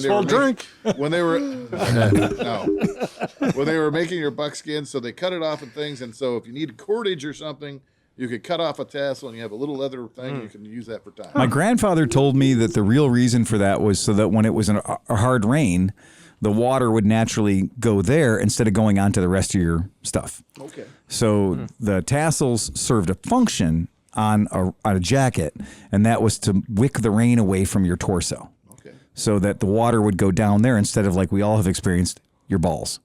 Right? Because if you're riding a horse or riding a motorcycle, your balls will eventually become a swimming pool. Well, and then they flip around and the water would fling off. That's exactly it. So your balls or the tassels? I always find it helps to give my balls a good flip. I'm thinking of like, how about your sister? Speedy Gonzalez. I like that, dude. You'd be like, well, I had a problem with the water pooling up in my crotch on my motorcycle. So then what I did is I just learned I just give my balls a quick shake and just snaps the water right off of it. And it makes a refreshing snap sound too. Incestuation. I just sit up in the seat a little bit. Incestuation, the sweat that forms on the back of your balls when you're fucking your sister. So another podcaster, John Leote, was nice enough to comment. He's like, guys, you had me crying with the Canadian goose conversation. Oh, that was so good. The Canadian goose. They're Canada geese, not Canadian geese. Right. Anybody from Canada will remind you. And if you got a problem with that, you got a problem with me. He says, the boy was trying to feed me to the geese today. He was taking me around. Jake? He was taking me around the Kubota, pissing him off, and then stopping next to him. And then the geese would attack you? I'm like, you motherfucker. Fuck a Canada goose, man. But, honestly, national bird of our neighbors to the north, so go easy. And he says, we got him here. Thanks for refraining from 203 anus jokes per episode, you Januses. So there you go. Now there's one. So I got to ride the Janus, by the way. Oh, you did? Oh, yeah. Oh, very nice. Was it tight? It was very tight. And that's the joke of the day. Surprisingly satisfying. Did you wipe it down when you were done? I'm not going there. No, I did not wipe it down when I was done. But it was a nice ride. I enjoyed riding it. Chris and I went for a ride through the parkway and everything. Nice. Oh, but nuts to butts together? Or? No, on my new bike and his Okay, I'm just asking. Janus. Gotcha. Janus. I liked it. I mean, it En was. français? I liked the handling. It was difficult to go from horsepower to, well, the Janus. Did you make it out of the park up the hill? Yeah, no. Yeah, Pretty much. No. It handled well. It had good brakes and everything. they're really nice. Yeah, It's just, it's a 250, man. Yeah. So Gregory sends us, now this is a tech. So when I said our podcast listeners, one of the things they loved the best about our podcast was tech. So I do want to have a brief tech session, if I might. This is regarding one of our favorite motorcycles that none of us own. Now that's fucking saying something because it's a bike that we all like, but nobody owns. So, hey, Phil and guys, I recently purchased my first brand new motorcycle, a 2019 Kawasaki W800. Okay. I think we can all agree it's a handsome motorcycle. Very nice. The cafe version gets my nipples hard. Yes, it does. Returning to motorcycling after a 20-year hiatus, I was torn between the W800 and the Royal Enfield Interceptor 650. Good choice. Yeah. But what sealed the deal was the great price I got on this leftover W800 Cafe. I was able to get it for Enfield money. So it seems like a no-brainer. Get the Kawasaki W800 instead of an Enfield 650. I got to say, you did well. I think going with the Kawasaki 800, shit, even if it's blue, you win. Okay, so because Kawasaki's are supposed to be green. Yeah. Okay, I purchased the bike at the end of January. This comes in, so you guys keep attention to the. So this is like a game of Clue right now. We're going to do a little diagnostic over the internet. I purchased the bike at the end of January. Mr. Bosch in the showroom. Mr. Bosch to the showroom. With ethanol gas. Oh, it'll be Mr. Mustard. Yes, exactly. Yeah. Colonel Mustard or Colonel Bosch. I purchased the bike at the end of January because I didn't want to risk losing out on the promotional incentives they had, but I didn't take delivery until just the other day. Almost 2 months after giving the dealership my money. Okay. The dealership gave me free storage. All right. That's cool. Yep. The dealership is here in undisclosed American city that sounds like Detroit. Had a few cases of COVID and was in lockdown, so he did have to meet the sales manager at the door. He asked me to sign the vehicle inspection paper. He handed me the keys, plate, and registration. Okay. He very briefly explained where the controls were and that the break-in revs that he should stay below. He also mentioned that the warm-up cycle for the bike, what the bike does to warm up. Okay, good enough. So it sounds like the dealer basically dealt with this guy through an ultimately closed door. There's your keys. Through a glory hole? Yeah, through the glory hole. Yeah, he just, he said, I'm going to put two things through the glory hole. One of them's the keys. Yeah. But you have to shake the keys up. Okay, so anyway... So he says, so this is important, next important step. I drove the 20 miles home, but at about the 10-mile mark, I noticed that the engine seemed to be idling too high. At a stoplight, while I was in neutral, the bike was at about 2,500 RPM. And when I did a slight rev, it shot up to 4,000 and stayed there until I put the bike in gear. I arrived home and I shot a quick video of the issue on my phone and called the sales manager to explain what was happening. He said that since his main mechanic had gone home for the day, I should bring it back in on my next day off. He called back a few minutes later and suggested I should disconnect the positive side of the battery, and that might save me a trip. I then read in the owner's manual about adjusting the idle, and after finding that, I had to give it quite a few turns to get the idle back down to about 1,300 RPM. So that idle adjuster on a fuel-injected bike isn't really so much of an idle adjuster. It's more of an air circuit. But anyway, we'll talk about that later. It's like idle air control, right? Idle air controller, IAC, exactly. The low fuel light was on, so I went to the corner gas station to fill up. That's when I noticed that my pipes had turned completely blue and gray. They really look awful now. This morning I cold started the bike and I noticed it was now idling low, and the engine didn't do the warm-up cycle. The check engine light was on, so I called to ask if the bike was safe to drive back to the dealership. When I arrived, the sales manager came out and said immediately and started saying the bike seemed to be running fine. He drove it to the service garage and came back maybe 5 minutes later and said they reset the engine light and that the idle switch or something had a small fluke, but everything should be fine now and that I should be okay to leave. That's when I asked why the engine warm-up cycle didn't occur that morning and why my headers were destroyed. Why did I have to turn the idle knob so many times to get the idle to slow down? He stuck to the line that it was a fluke. The bike's perfect now. Headers bluing like that is completely normal for any air-cooled fuel injection motorcycle. I suggested that perhaps the 3-year-old gas in the tank, because the bike was 3 years old, had fouled up my new bike, which he denied and said there wasn't old gas in the tank. The weird thing is, I sent my wife a photo when I got home from the dealership and the pipes looked fine. Something during my idle adjustment and my trip at the corner gas station caused my pipes to turn blue. Anyways, I called BS on his assurances that all was fine. I asked to speak to somebody from the service department who came out and immediately went with the exact same line that the sales manager gave me. Important safety tip, dude. That's where the sales manager got the line, so don't sweat it. I said I wanted to leave the bike with them so they could cold start it and that I wanted them to make a warranty claim on the headers since I didn't feel that I was at fault. And that's where I left it. When I got home, I called Kawasaki to explain what happened, and they said they would look into it. Kawasaki called me back shortly and said they spoke with the dealership and they told them completely to inspect the motorcycle. I called the dealership before they closed today. The service manager, sales manager said the bike was perfect, just like he said it was, et cetera, et cetera. He said that I probably blued the headers by revving the throttle during the video that I showed him. I then said if the bike was perfect, I'd like to return it and have my money back. I explained that I didn't have any confidence that they actually inspected anything, that a bike with 30 miles on it shouldn't look like it did.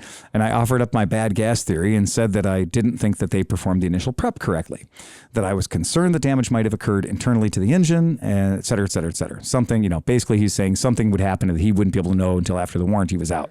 He said he wouldn't let me return the bike and that there was nothing wrong with the bike. So am I crazy here? What do you think? Thanks, Greg in Detroit. He's got one of them brown colored W800s, and his pipes are, in the picture he sends, his pipes are blue, super blue. They're super blue all the way down to about 16 inches. Okay. So it's bad. I mean, it's way past the lambda sensor. The amount of blueness on his pipes, I'm going to pull it up, goes all the way down to the first bend. Or the second bend rather. And this isn't a real high revving bike. These things are super blue. And now, first of all, I'm going to tell you that yes, these are not double wall pipes. These are single wall pipes and they will turn blue. However, I went on Google and I searched for every picture I could find of a used W800 for sale, some of them having 20, 30,000 miles, and none of them had pipes anywhere near as blue as these for as long as these. Well, let me ask you this. If a bike's in a dealership, like a normal, is it a big box dealership? I don't care. I mean, okay, well, no, but the difference is so if you go to Johnny K's or one of these superstores, right? Yeah. A lot of their employees, salesmen, when there's nobody there, they send them off with rags and shit and tell them to clean bikes and do stuff. Yeah, that's what I was thinking. So maybe somebody cleaned those pipes, made them shine with some fucking pledge or something, and now it's it cooked in. Yeah, it cooked in. I agree. That's an excellent point. And looking at the way they're blue, they are blue at the first turn, which is where they develop the most heat. So I definitely think this is heat related. I don't think this is normal. What about it? Like right there, that's almost cooked. It is cooked. It's cooked, dude. I mean, that's cooked. These pipes are cooked. It looks like my Moto Guzzi. Yeah. Well, and so this is true. So if you look at my Moto Guzzis, Moto Guzzis have a tendency, the pipes they use, because remember the goal of Moto Guzzi is they want the Moto Guzzi to be lightweight. So on the V7s and stuff, the pipes are relatively thin and they turn blue right away. Like the pipes on a Guzzi turn blue now. And they always have. I mean, that's not a secret. Double wall pipes, triple wall pipes, all that bullshit that, keep the shiny chrome shiny and don't you dare reveal the fact that there's any heat inside. Pipes turn blue at about 560 degrees Fahrenheit, So my theory is that the idle air control valve was open way too far. Way too far. But the throttle, the TPS sensor was closed. Bingo. And so he was putting in the air. It was trying to put in gas, but since the main circuit wasn't open, it was putting in way too less gas, and it was such a lean mixture that the mixture heated up, and that's why his pipes are the way they are. I totally agree. I think that all the damage to these pipes, that every bit of the damage on this pipe happened because when the guy started the bike, look, this bike is a 3-year-old bike. I mean, it's a 3-year-old bike. It was a 2-year-old, 8-month-old bike when he bought it. When they fired this bike up, okay, you're right about the gas, but you're wrong. Okay, so you are probably factually accurate that the gas that's been in this bike probably has been in this bike for over 2 years. I'm not actually going to doubt you on that. This bike was probably prepped at some point in its life, and it probably sat. Here at our shop, we don't put gas in the bikes until they're paid for, but sometimes we'll prep a bike for a demo ride or we'll prep a bike for something, and then the bike will sit for several years. But then the guy, when they started it to prep the bike, it wouldn't idle. So the guy cranked the TPS, the bypass thing way up. And so he got it to idle. And then the reason that he rode it, it cleared itself. That's why the idle went way up. And then he backed it off. But because he did that, because they had it adjusted like that with like I said, the TPS was closed. It ran super lean. Super lean. I totally agree. Those he pipes made a are lean mistake as in fuck. making any adjustments because if I just bought that bike brand new and that happened, it'd have been pull over, call the dealer, and be like, "You got to pick this up. You need to look at this. I'm not touching the thing." Do your little quick video to prove that there was a problem. And well, I would say I would worry if that's got catalysts in it. I would worry that my catalysts were melted. Oh, I would tell you that I think there's the strongest chance that if the pipes are, I mean, look, as far as I'm concerned, blue pipes is not the end of the fucking world. No, right? no, but not like that. But what I think has happened here is what Steve said is this bike ran for quite a ways with way too much air in the system. And that's why by the time you got the bike home, you're saying it's exactly right. And so the damage is done to those pipes. They're not going to uncook. The headers on my BMW look worse than that, and the bike's running great. But this is extreme. So this is probably 200 degrees hotter than it ever should have been, looking at the amount of discoloration and the distance. So do you have a case against the dealer? Well, if you can articulate that to the folks at Kawasaki USA, and you can get Kawasaki USA to give you a new set of exhausts. Now, I'm not telling you this as a motorcycle dealership. When they send you the exhaust, do not put them on. Don't. Just put them up on the shelf. And wrap these. And wrap them up. Wrap these. Yeah. Wrap these and keep the other ones. So if you, I'm not telling this particular person to do this following thing. Because I would never do that. Hypothetically. Right. Exactly. In some other places, not Clevelandmoto, I would let people know that your motorcycle's warranty is a year or 2 years or whatever your motorcycle's warranty is. But certain parts of your motorcycle's warranty are actually 8 years long. And those are anything involving an emissions control item. I bet you didn't know that. So I bet you didn't know that if your motorcycle is 7 years old and if your muffler on your motorcycle was all rusty, that you could get a whole brand new muffler for your motorcycle because that is an emissions control device. What about on a Zero, though? A little harder to justify that one. All right, I'll try. So look it up. Don't take my word for it. Never take any advice that you hear on the internet, especially not on a free podcast from Cleveland where we drink too much.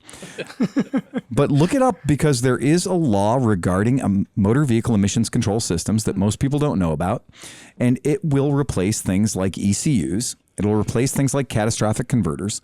It'll replace things like, exhaust systems and headers, because they're all emissions control units, and emissions control units in the United States of America have a warranty that is implicit in their nature to provide America with clean air for 8 years. Okay. And it has nothing to do with your Magnuson Act warranty that you're going to get on a piece of paper when you buy the bike. Emissions control devices are different. So keep that in mind, dude in Detroit with this motorcycle. What I would do too is I would measure the temperature on those. If it's running now, like before, I think I know what you're saying is absolutely right, but he can't go back in time and measure the temperature that this bike existed at then. No, what I'm saying is just to check the condition of his catalyst, because if the block's melted, he's going to have an issue with additional heat building up. Right. In the headers, if his catalyst block is melted, he's going to have additional heat, and it's going to cause obstruction. See if it's fixed or not. Yeah, and I don't think he needs to prove that. No, he doesn't need to prove it. But if the dealer's going to hassle him, Right. and he's not going to get it, I mean, if he's going to ride it in Well, I'm going to tell you, as a guy who's been doing this for more than a day, don't talk to your dealer anymore. The dealer doesn't want to help you. You got to deal directly with Kawasaki USA. So you deal directly with Kawasaki USA, and somebody from Kawasaki USA customer service is going to tell your dealer, we're sending you a set of pipes.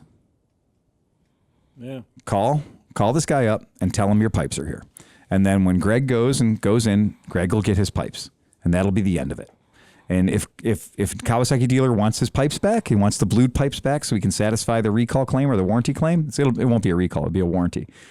He might need those pipes back to send to Kawasaki so he's not hung on the hook to spend what's probably a $2,300 exhaust system. Or if he doesn't want to deal with it, I'll tell you what, just come bring that thing to Cleveland and I'll give you the pipes, there's chrome, it's a 1980, it looks almost like it looks almost the same, yeah. It's a silver bike, it's the same, we just trade. Right, and it doesn't have catalytic converters in it either. No, it's perfect. I think that's a win. Mm-hmm. Good? Mm-hmm. No. Okay, so yeah, that's pretty good. And honestly, that is a really, really big deal. And so when you're dealing with a fuel-injected bike, 2 safety tips. When you start a fuel-injected bike, don't give it any fucking throttle. Yeah, no beans. You start it with the fucking button. If it won't start on the button, back away from the motorcycle. Or unless you have a Super Tenere that gets stuck on the thing, then you have to do that to reset it. But Wide open and stop it. Right. But for most motorcycles that have a fuel injector, if you have that throttle at a quarter turn or a half turn or whatever, your throttle position sensor goes, oh, that's where closed is now. Mm-hmm. I just thought of something. Yeah. That dealership knew there were fucking problems with it. Yeah. That's why they gave the big lecture about the warm-up cycle and all that thing, because it did the same thing to them. I know. And that's why they were telling me, well, you got to let it run so long. It'll have to do this and it'll have to do that. A fuel-injected Kawasaki W800 doesn't have a warm-up cycle. 90% of the people who ride... And even if it does have a little bit of an origination, it's only going to go up by a couple hundred RPM. Exactly. It's not going to be 4,000 RPM. Well, it's going to be the difference between open loop and closed loop. So, I mean, that's what it is. The bike starts in open loop, where it's got a baseline program where it says the bike will run under these circumstances. It won't be environmentally friendly necessarily. It won't be efficient, but it will fucking run, and it will fucking run at 21 degrees Fahrenheit, no problem. And you go out, and you start the bike, and the bike starts. And you wait for 5 minutes, and you'll hear the idle go different. It'll go da-da-da-da-da-da-da-da. And you're like, oh, great, it's warmed up now. And you get on the bike, and off you fuck. That's the way fuel-injected motorcycles work. If somebody tells you there's a startup cycle or whatever, no way, dude. Sorry. Like, sure. I mean, well, you were supposed to wait until it came down from 4,000 RPM. Well, you didn't hear the bell go off? Like, whatever. It's like, no, that's not how they work. But you could pull away with it just when you start it. Every fucking motorcycle I have ever owned, I pull away from the garage based on how late I am to work, right? The amount of time the bike gets in the warm-up cycle is literally how long it takes me to turn around and roll down the garage door, right? Whether or not I have my gloves and helmet on already. That's the amount of time the bike gets to warm up. I tell my customers, you should turn the bike on and then put your gloves and helmet on and stuff. Give the bike a fighting chance on these cold mornings. But honestly, I'm not that way at all. It's like as soon as the left piston makes it to TDC, I'm like, clutch out, go, baby. And that works. My chokes down to, I turn my choke off or enrichener off. Yeah. As soon as I hit the first straightaway, I get to the end of the street, turn left, go down, hit the... Because you know what? Choke doesn't work on wide open throttle anyway, so what the fuck, Yeah, exactly. Man up, man. Grab your nuts. So that's the way that works. Who wanted to hear a listener bitch? Yes. Yes. Yeah, John loves I did, now I don't. Oh, okay. Somebody's moody today. Jeez. You were supposed to remind me to get to our topics. Hold on. Poor John had to shovel dirt all day. All right, so criticism time. You guys are a loud, rude, drunk half the time, have the sense of humor of a bunch... How dare you? Have the sense of humor of a bunch of dirty talking third graders mixed with a few foul-mouthed, vulgar, disgusting, unmoral older brothers telling lies. Balls. Not to mention the grumpy sewer guy and his turd-herding sidekick, the Honda Whisperer. Oh, shit. Hold on, son. Oh, no. Adding a side of old creepy and just creepy. You just made John's day. I think I'm just Wait, creepy. am I old creepy or is he old creepy? I just love the, not to mention the grumpy sewer guy and his turd-herding sidekick and the Honda Whisperer. I'm sorry, his turd-herding sidekick, the Honda Whisperer, adding a side of old creepy and just creepy. A little less turd talk, a little more fucking motorcycle talk, shit dicks. Shit dicks. I thought we were foregoing the turd talk. He's obviously one of us. Yeah. Now go fuck your hat. P.S. Most of the above is accurate. Well, that's why I listen, and here's my $10. I was gonna say this sounds like a fake complaint. Oh no, it's not fake. I think it was a very well written Yes. and I thought well he plotted nailed it. out. Here's my $10. So that was a direct. That was Ben giving us a $10, literally a 10. Not. And by the way, he is not a Patreon member. Everybody, He here's just to you, shit dick. Here's the use shit. He literally just said, "I'm going to send $10." Just to shit on them. But I'm going to shit on them first, which I think, honestly, It's I a gotta true say, statement. I mean, you didn't say I anything think wrong. it's a brilliant fucking plot. Yeah, I do. I think we have to raise the fee though. If you want to go that hard, that's at least $50. Hey, Tano, I'm going to put you to work tomorrow. All right. So you want another complaint? Here we go. Okay, All right. there, little fella. So Sean says, by the way, have to call attention to another Patreon supporter. Dear Unkie Phil and friends, fuck you. Okay. All right. So between my father and I, we've been doing everything we can to instill a sense of motorcycle adventure into my nephew. He just celebrated his 8th birthday. Oh, well, there you go. 8 years old. Might want to give the kid a little slack, huh? I want to give him an SSR 125. All right. Well, Oh, fuck. No, he's 8. I don't care. Give him an SSR 125. Like you said, if you, we learned with Mike the other day when Mike, our buddy Mike Bohannon came in, we were like, look, if you've got 10 kids or 12 kids? 12. If you've got 12 kids and you don't want to pay for college, mini bikes are cheap. Yep. Because half those kids won't make it to college age. Look, a $1,200 mini bike is going to save you $90,000 in college, right? So here we go. He's 8 years old. I started him off on a JR50 a year and a half ago. The problem is this particular 8-year-old has the body of a 10-year-old. So the JR left him feeling a little bit crunched. So for his birthday, my dad left it to me to find him the next step up. The modern manufacturers go straight from 2-stroke 50 cc's to 4-stroke. Manufacturers? Is that Fuck it. Oh, okay. Way to go there, participle pal. All right. Yeah. All right. Can we drink? You know what? If you think I'm speaking in cursive, you should drink more. He put a little flourish on the word. Okay. Anyway. So, man, before I was so rudely they're not interrupted. fucking around. I thought they were going to start with like an electric, those teeny tiny little Vespa Power Wheels. Yeah. He's 8 years old. All right. But So he's here got we a go. body of a 10-year-old. Dude, there are 5-year-olds that are sending it. I mean, Well, yeah, Okay, but all I right. mean, So here you go. The modern manufacturers go straight from 2-stroke 50 cc's to 4-stroke 110s. Using Unkie Phil's method of modern thought tactics in relation to fuel vaporization techniques as it applies to ease of maintenance, my choice was clear. I had to have the only fuel-injected bike in its class, the CRF 110. Well, aren't we spendy? My heart was set. No longer would I need to worry about carb issues and whether or not I could trust my brother-in-law to be able to perform light maintenance on the bike without resorting to calling me. Now, that's fucking smart, because if it's your brother-in-law, buying a fuel-injected bike that is literally like you don't have to fuck with it, that's pretty smart. Until they're like, oh, I gotta clean the carburetor. And they take the fuel injector off? Yeah. Okay, I got that. Right on. I get you. All right.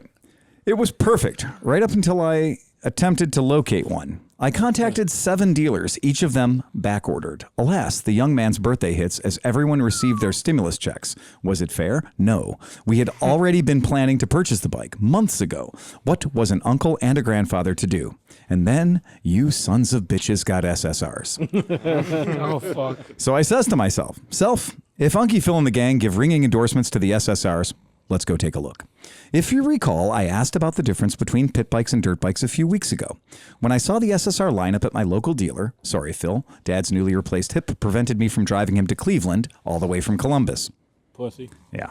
I showed up the same week. I was here the same week to do a podcast, and we rode the next week. It's 2 fucking hours from Columbus to Cleveland. I have driven further for bad pizza. All right. So anyway, okay. I was impressed with the selection. I was still apprehensive about the small tires on the SSR 110, but then a light shone from the heavens. Angelic melodies rang forth. It was meant to be. The SR 110 TR, 14-inch front wheel, 12-inch rear, upside down forks, 1.7 gallon fuel tank, leaf-on motor, Mikuni 16 millimeter carb. And when they started this thing up for the birthday boy, he could have been mistaken for John Holmes' stunt double. The muffler on this bike was much more, shall we say, vocal than on the other 110s in the line. Now, as I said, this as an 8-year-old boy, the concept of clutch isn't understandable enough to him. We got it in the semi-automatic version. Smart. Even in this slightly handicapped variant, I was elated with how easily it hauled my 6'2", 275-pound shaved ape self around the yard at a very good clip. Yeah. As for the boy, I got everything all warmed up for him. I told him that if he wanted to ride it, he needed to learn how to kickstart it. This was a laugh enough as I saw him struggle. So, Oscar relates. Yes, I did. So, being the good uncle that I am, I told him he'd get there as soon as I kicked the monster to life for him. We went over the controls again, a gentle reminder of what does what and where to find it. Remember that I said his last bike was a JR50? No matter how much you instruct an 8-year-old on the importance of throttle control, they never do quite understand until they put the nose to the grindstone, do they? As the boy was orienting himself, I looked over at my sister and told her jokingly, he's going to go through the fence.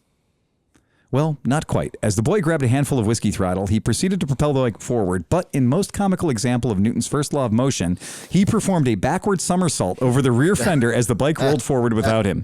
Luckily, no fence required mending, no hospital visits were necessary, and the bike asked for no replacement parts after picking it up from its fitful nap in the yard. Yay! So this is a long story meant to express my thanks at your applause for a Chinese bike that should do well in the hands of a growing boy, developing the skills necessary to make it all the way to Erzberg. Yeah, no shit, man. Thank you, gentlemen, for the laughs in the company. Can't wait to get together. Maybe the boy will let his Uncle Sean borrow his dirt bike just to see how it holds up against those SR 125s. Until next time, take a swallow of your favorite spirit for me, gents. Your fellow inebriate, Sean O'Hara. So no shit, man. So they do make, and this is true, they do make an expensive version of the SSR 110, and it does have the wheels that we have on our bikes and the chonkier pipe that we have on our bikes. So the moral of that story is that Chris Smith is like an 8-year-old boy.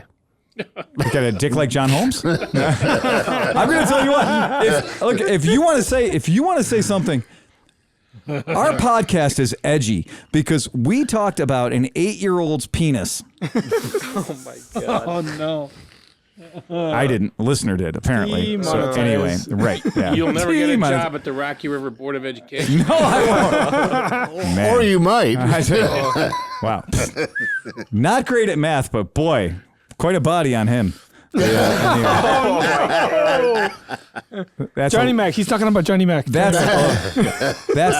a local reference for people who aren't from here. Yay. So that's about it. I think that's all I got. I think I went through all of our listener mail. I think I went through all the good stuff. I knocked out the topics you brought up earlier. I'm going to say that we did cover all that. Pretty happy about all. Cover next week, I guess. Well, if we have to, we can just push it down the road a little bit. Do we have a joke?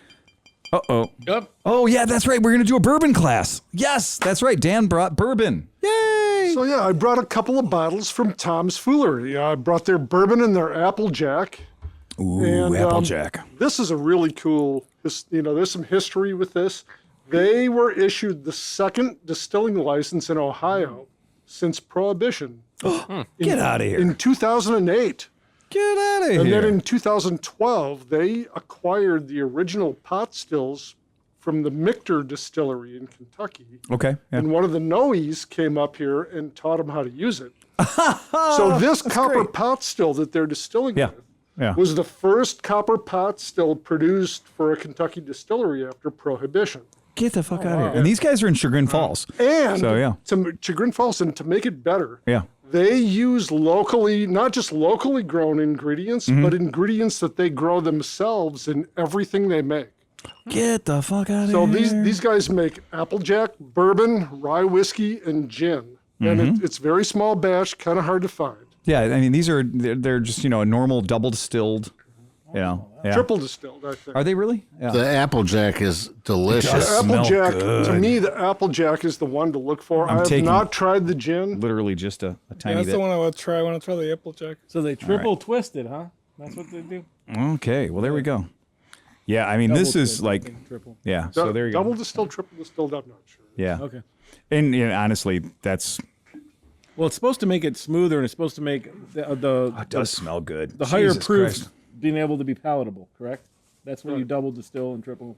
But the Applejack, it's 100% apples, fermented and distilled, aged in charred oak. I mean, not for nothing. The bourbon is good. The bourbon is legit good. Wait till you It's try the Applejack. good. That's what I want to try that. Yeah. me too. Hold on, I have to make this bourbon go away first.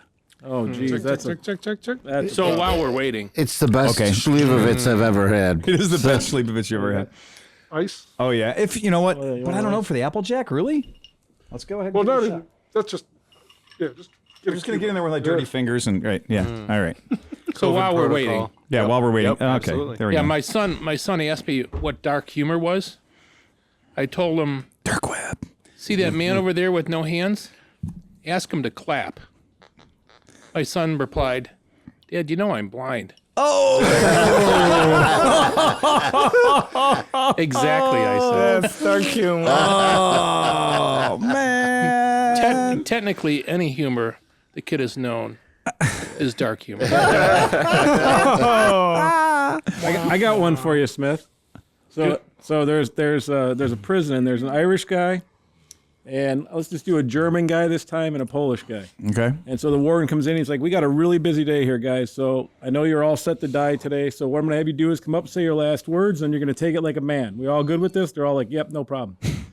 So the Irish guy goes up there and they're like, "All right, O'Malley, what do you got to say?" And he's like, "I'm innocent, man. I'm innocent." And they pull the switch, nothing happens. The chair doesn't go off, and then the warden's like, "Oh my God, this has never happened. This is amazing. You're free to go."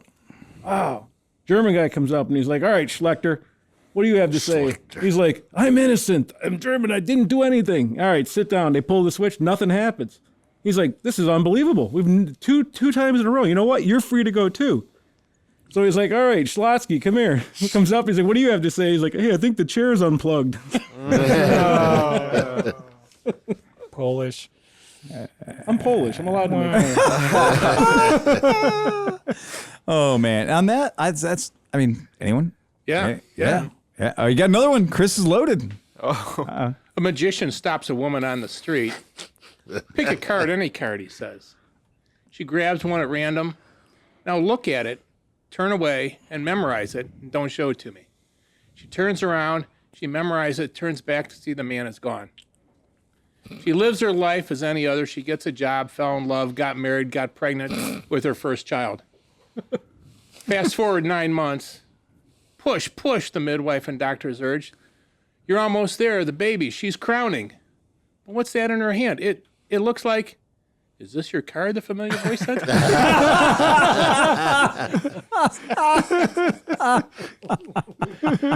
So this one is from Mrs. Smith. How can you tell if your husband's dead? The sex is the same, but you get to use the remote. One last one from Mrs. Smith. Okay, here we go. I bet you can't tell me something will make me both happy and sad at the same time, a husband says to the wife. The wife thinks about it for a minute and then responds, your penis is bigger than your brother's. And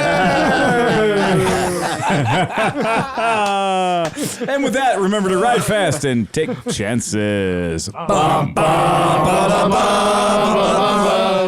remember to watch Moto Stories with Unkie Phil. Thanks to Steve Cinch and Alfredo. My God, it's fucking awesome. Press the red button.